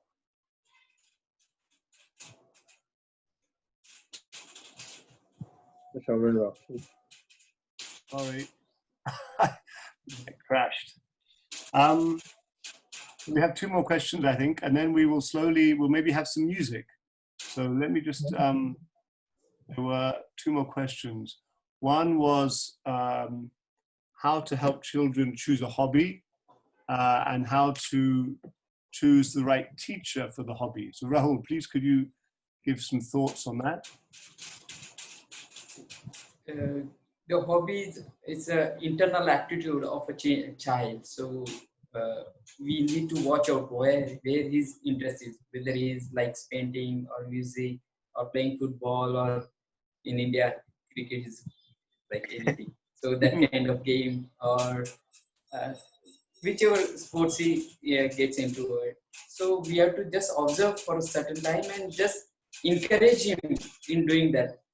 And don't impose our own ideas on him. So no, this will not give you a better career or this. So if you keep on demoralizing him in that way, so he will his inner confidence will get shattered.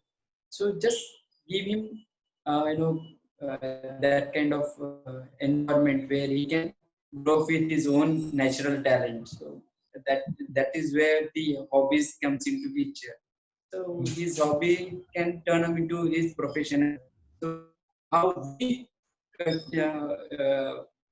takes his hobby, so that depends on the parents. So parents' attitude towards the children is also makes towards the children, and his hobby makes a difference. I think that's a very simple thing. We need to take it in a positive way. Yeah, and just quickly on the teacher, I think how to judge the teacher. I think in a way, Sahaj Yogis are quite blessed in this respect about judging people. I think, of course, everyone has a gut feeling. I think the gut feeling anyone can have about a certain person, and if that teacher is right for someone's child. But I think through vibratory awareness, and of course, this is something that is so important in Sahaj Yoga, to have the ability to feel not only your own vibrations, to see where you are and how balanced you are, but also to be able to see other people's vibrations. And I think, so anybody listening, if you already meditate, then just try and use your vibratory awareness to check if the person teaching your child is the right sort of person, if they have good vibrations or not. I think that's very important. 然后就说他觉得这个要看孩子的兴趣和天生的能力，比方说有的孩子喜欢画画，有的孩子喜欢音乐，有的孩子喜欢踢足球、打板球那就要看他的能力，而不是你强加给他的。比如说你希望觉得这个以后比较好找工作，或者这个地方你希望他有这样的这个更多的这样的话，就是会让他没有自信。让他自信心就是怎么说，而且是要对他有些支持，就是对他选择的这种爱好要有一些支持，而不是支持和引导。Julian 对于这个选择这个老师的这个问题呢，他觉得沙加瑜伽士呢可以通过能量层面上去感知，不仅感知自己的能量状况，可以感知老师的能量状况。这个对于这种开始冥想的一些朋友来说的话，其实这是一个很好的一个祝福吧，就是你有能力去分辨那些人能够一个更适合的让自己孩子的。The final question, and then we'll have some music. We're very lucky tonight to have 2 of the fathers who are musicians, who play some instruments and play some music and sing. So we'll have that in a minute. But the final question I saw before my computer or the program crashed was somebody asking about students abroad, international students studying in the US. So how to, I didn't quite see what the question was asking, but obviously I think they are concerned about their children studying in the US and how to make sure they're okay. I think it's a difficult question, because I think a lot of children, a lot of parents want to send their children abroad to get international perspective, to improve their English, and to benefit from good higher education abroad. But along with good education, there's a lot of things you have to be careful about in the US. I think anywhere really, but in the US especially, it's a free, very free sort of environment and society, and without guidance, people can get into trouble. They can have health problems, or whether it's physical or mental health. So I think it's important to have friends. So if you're choosing a place for your child to go and study, if you have friends or family or cousins who are at that place, then that's somewhere you can send them and have peace of mind, because you know they'll be looked after by people. Again, I mean, I think we're so blessed in Sahaj Yoga. You just look at this round table. We have people in Canada, we have people in England, we have Rahul Rohidas in India, Yoha in Beijing, I'm in Shanghai, Fumpindaga in Shenzhen. It's really an international family. And so I think anyone who is established in Sahaj Yoga and thinking of sending their children abroad can always tap into the collective. In many cities in the US and all over the world, there are collectives, and the children who are, university students can go there and really find a new family. So I think for any people who are meditating, it's a great safety net. It's a great big happy family. Julian 说呢，就是马上就会有这2个爸爸去为我们演奏一些音乐。在这个之前呢，我们回答最后一个问题，就是我们怎么去选择，就是在美国上学这件事情。他觉得呢，可能一方面呢，就是当然了，就是中国的家长就是会说去美国上学可以得到更好的教育，有更好的这种语言的机会，锻炼语言的机会，就是这些方面都会很好。但是也有要考虑注意的方面，包括就是美国的自由会让孩子可能在没有引导的情况，正确引导情况下，就是对自己的健康对自己的一些方面产生伤害。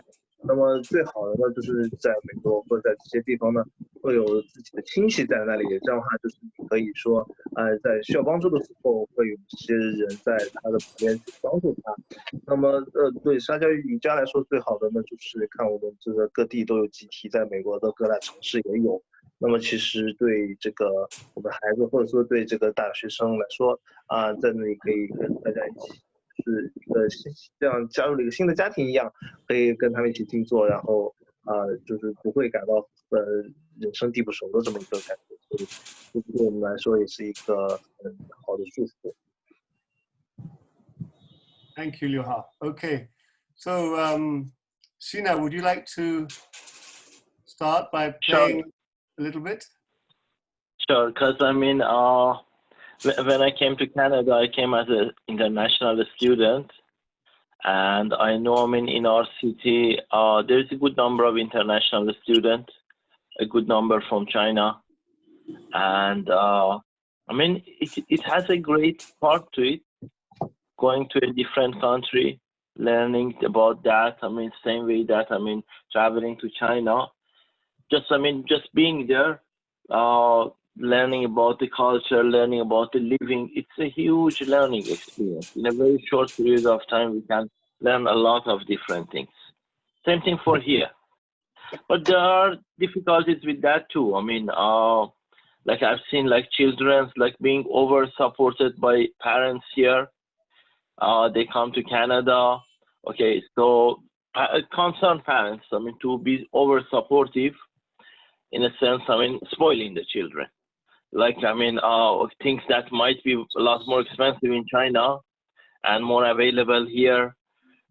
With that over concern, I mean, going too much of that. But on the other hand, I mean, there is a lot of good parts to that too. So, I mean, I kind of feel it's more of a transition. If we want to have a good experience, I mean, studying abroad or going to, traveling, it's the result of all the things before that. So if the children is brought up, I mean, in a way that, I mean, the parents are a little detached from that. I mean, the children knows the true values and is ready for that, basically. I feel, I mean, then it can be a great thing to do.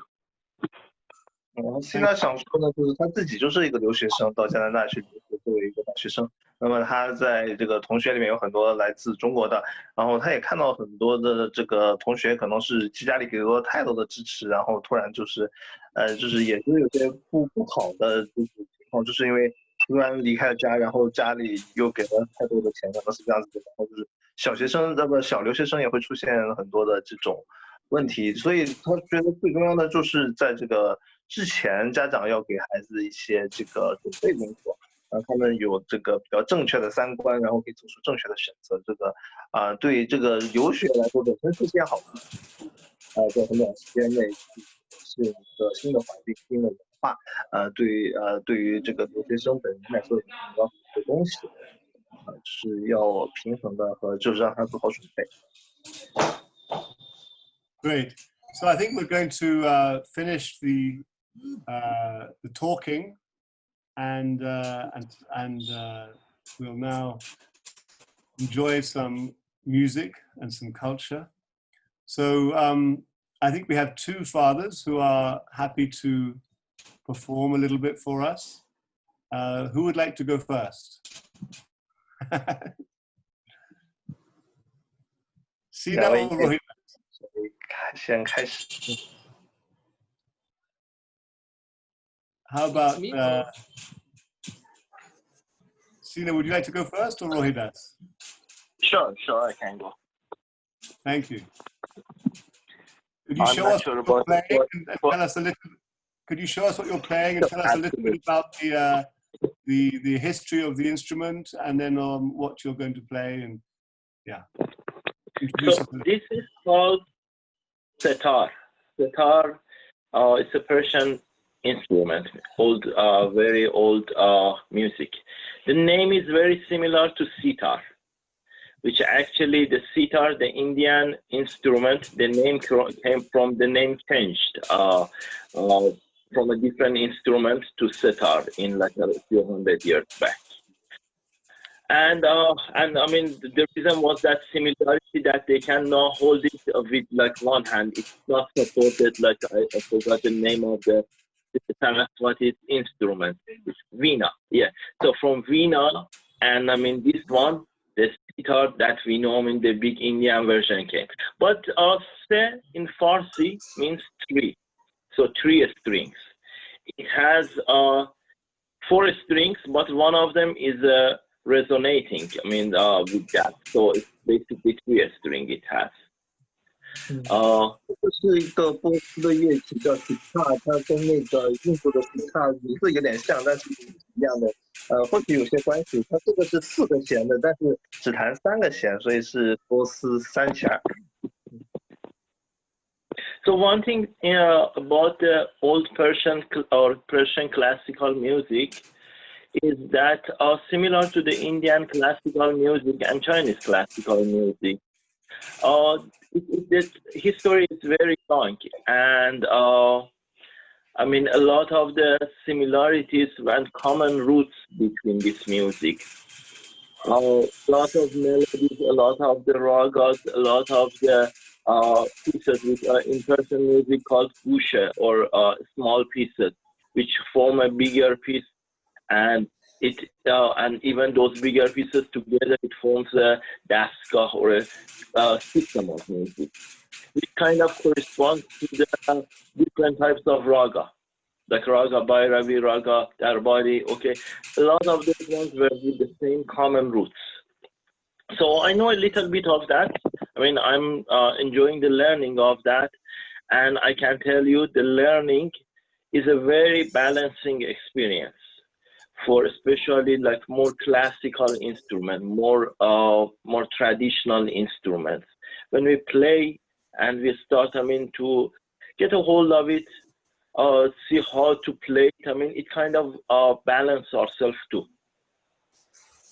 就是这个波斯的古典音乐和中国的和印度的古典音乐都很相似，就是它有个体系，而且体系呢是根据时辰，是根据这个不同的心情都会有不同的规则。那么其实这个在这个波斯音乐里面呢，就 cushion 它也是一个很小的段落，然后把它延展成一些这个乐章。那么这些东西呢，他在学习过程中呢，也是感觉到非常一个很好的平衡和这个非常好的一种状态，所以他觉得学古典音乐是很好的一个过程。So I'm just going to play a small piece. I mean, it should be like 2-3 minutes, and I mean, hopefully, I mean, we can enjoy it all together, and it is a bit meditative in a sense that it can help us, I mean, to relax our thoughts. Okay.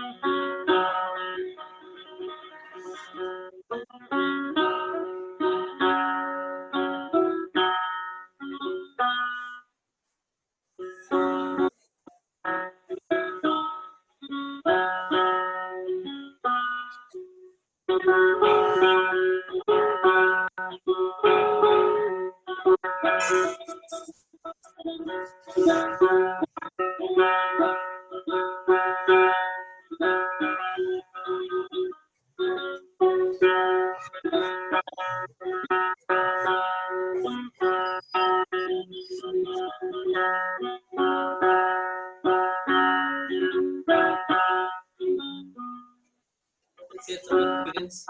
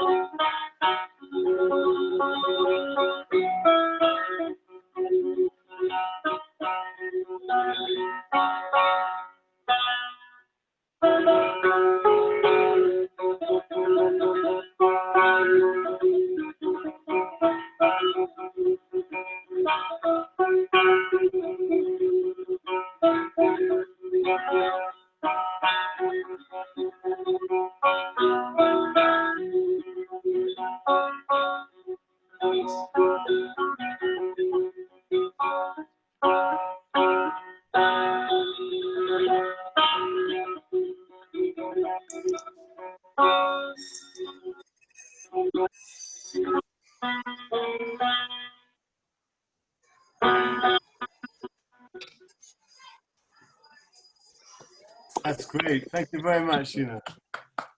Thank you. Very nice. Very nice. Very nice. Very nice. Very nice. So Thank you, everyone. From Persia to India, Rohidas, you were going to say something. That was lovely. Thank you. Play harmonium. You know the harmonium, very famous in India. Harmonium instruments. I'm going to sing Hindi page number 98. Hey Nirmala.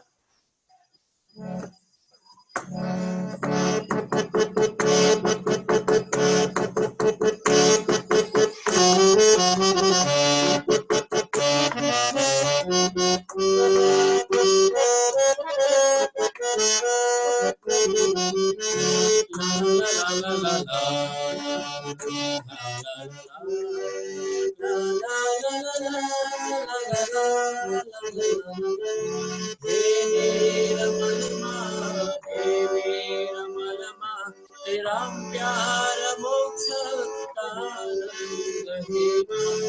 हे नीरमलमा हे नीरमलमा तेरा प्यार मोक्ष का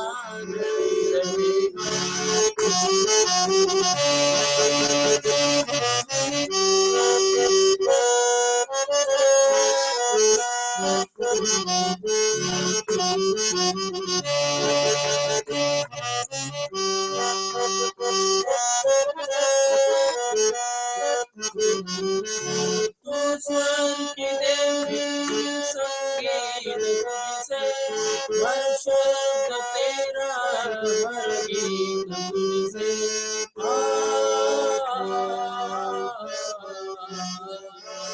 तू स्वर्ग की देवी संगीत तुझसे हर शब्द तेरा हर गीत तुझसे हम पार सहज में तेरी कृपा से हम पार सहज में तेरी कृपा से निर्मल विद्या का वर्णन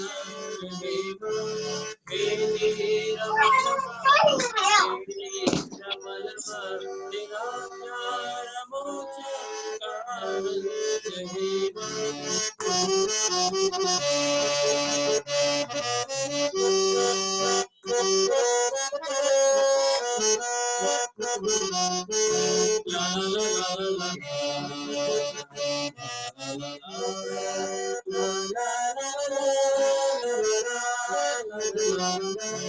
देवों ने समझी मुनियों ने जानी चैतन्य की भाषा पुराणों की वाणी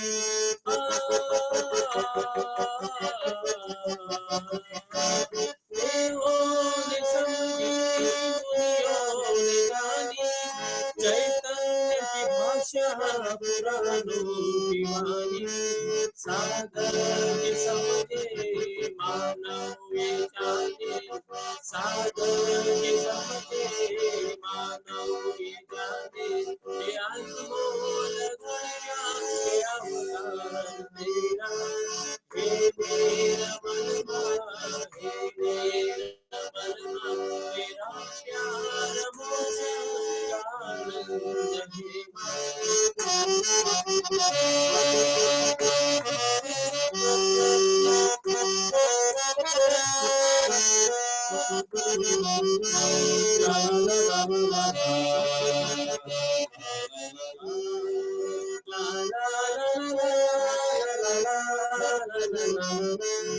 तू आदिशक्ति सहस्रार विराजे चैतन्य लुटाते सब जगाते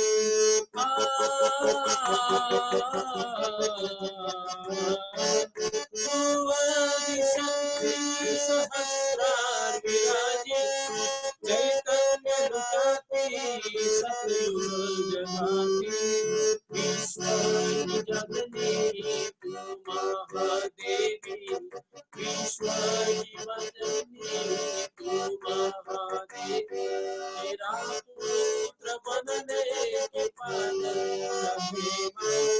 हे नीरमलमा हे नीरमलमा तेरा प्यार मोक्ष का आनंद हे नीरमलमा हे नीरमलमा तेरा प्यार मोक्ष का आनंद तेरा प्यार मोक्ष का आनंद तेरा प्यार मोक्ष का आनंद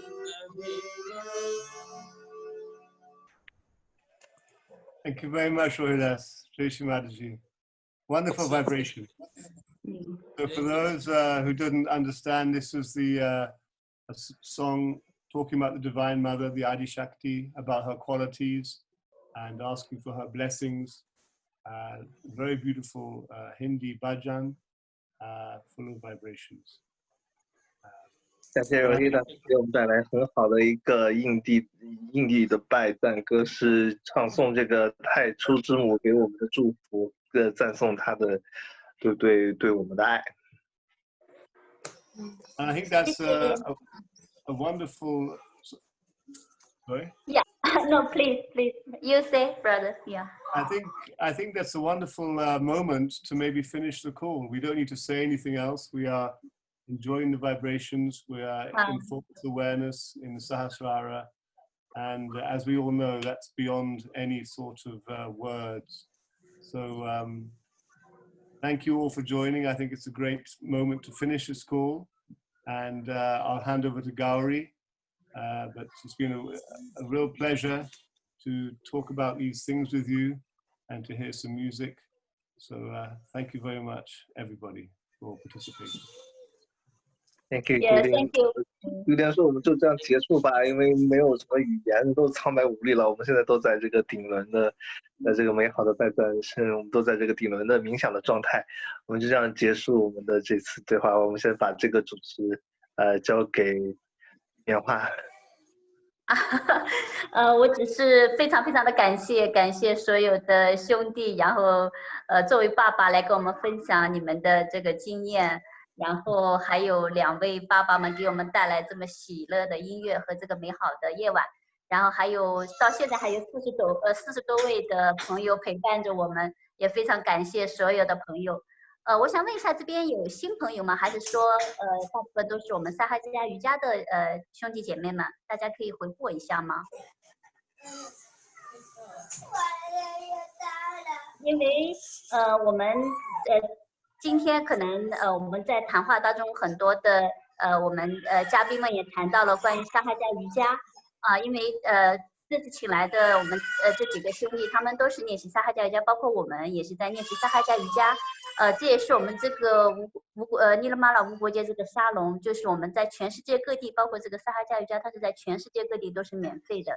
所以我们也希望，而且今天最主要的一个就是这样的一个沟通。我觉得2020年这样的一个年，然后有很多的特殊性，然后我们彼此能够走到一起，真诚的打开心来沟通，每个人之间的沟通，还有比如说家庭之间夫妻关系的沟通，以及大到整个这个国家与国家的之间的沟通，通过这样的沟通，让我们达到一个彼此的理解，然后彼此的合作，然后带着一种爱，让这个世界更美好，有更多的平安和喜乐。所以说谢谢所有的朋友，谢谢所有的今天的爸爸们。Thank you for all the brothers and all of you. Thank you. Happy Father's Day again. 谢谢马大姐。Bye. Bye. Bye bye. Thank you. 然后我们下期也会，大概是下个星期天，可能我们也会有活动，可能会有一期关于阿育吠陀和中医的这样的一个对话，希望呢也能够把关于这样的一个养生啊，或者这个传统的中医和传统的印度的阿育吠陀的这样的知识可带给大家，还有中印的和平音乐会，所以也请大家关注我们，谢谢大家，拜。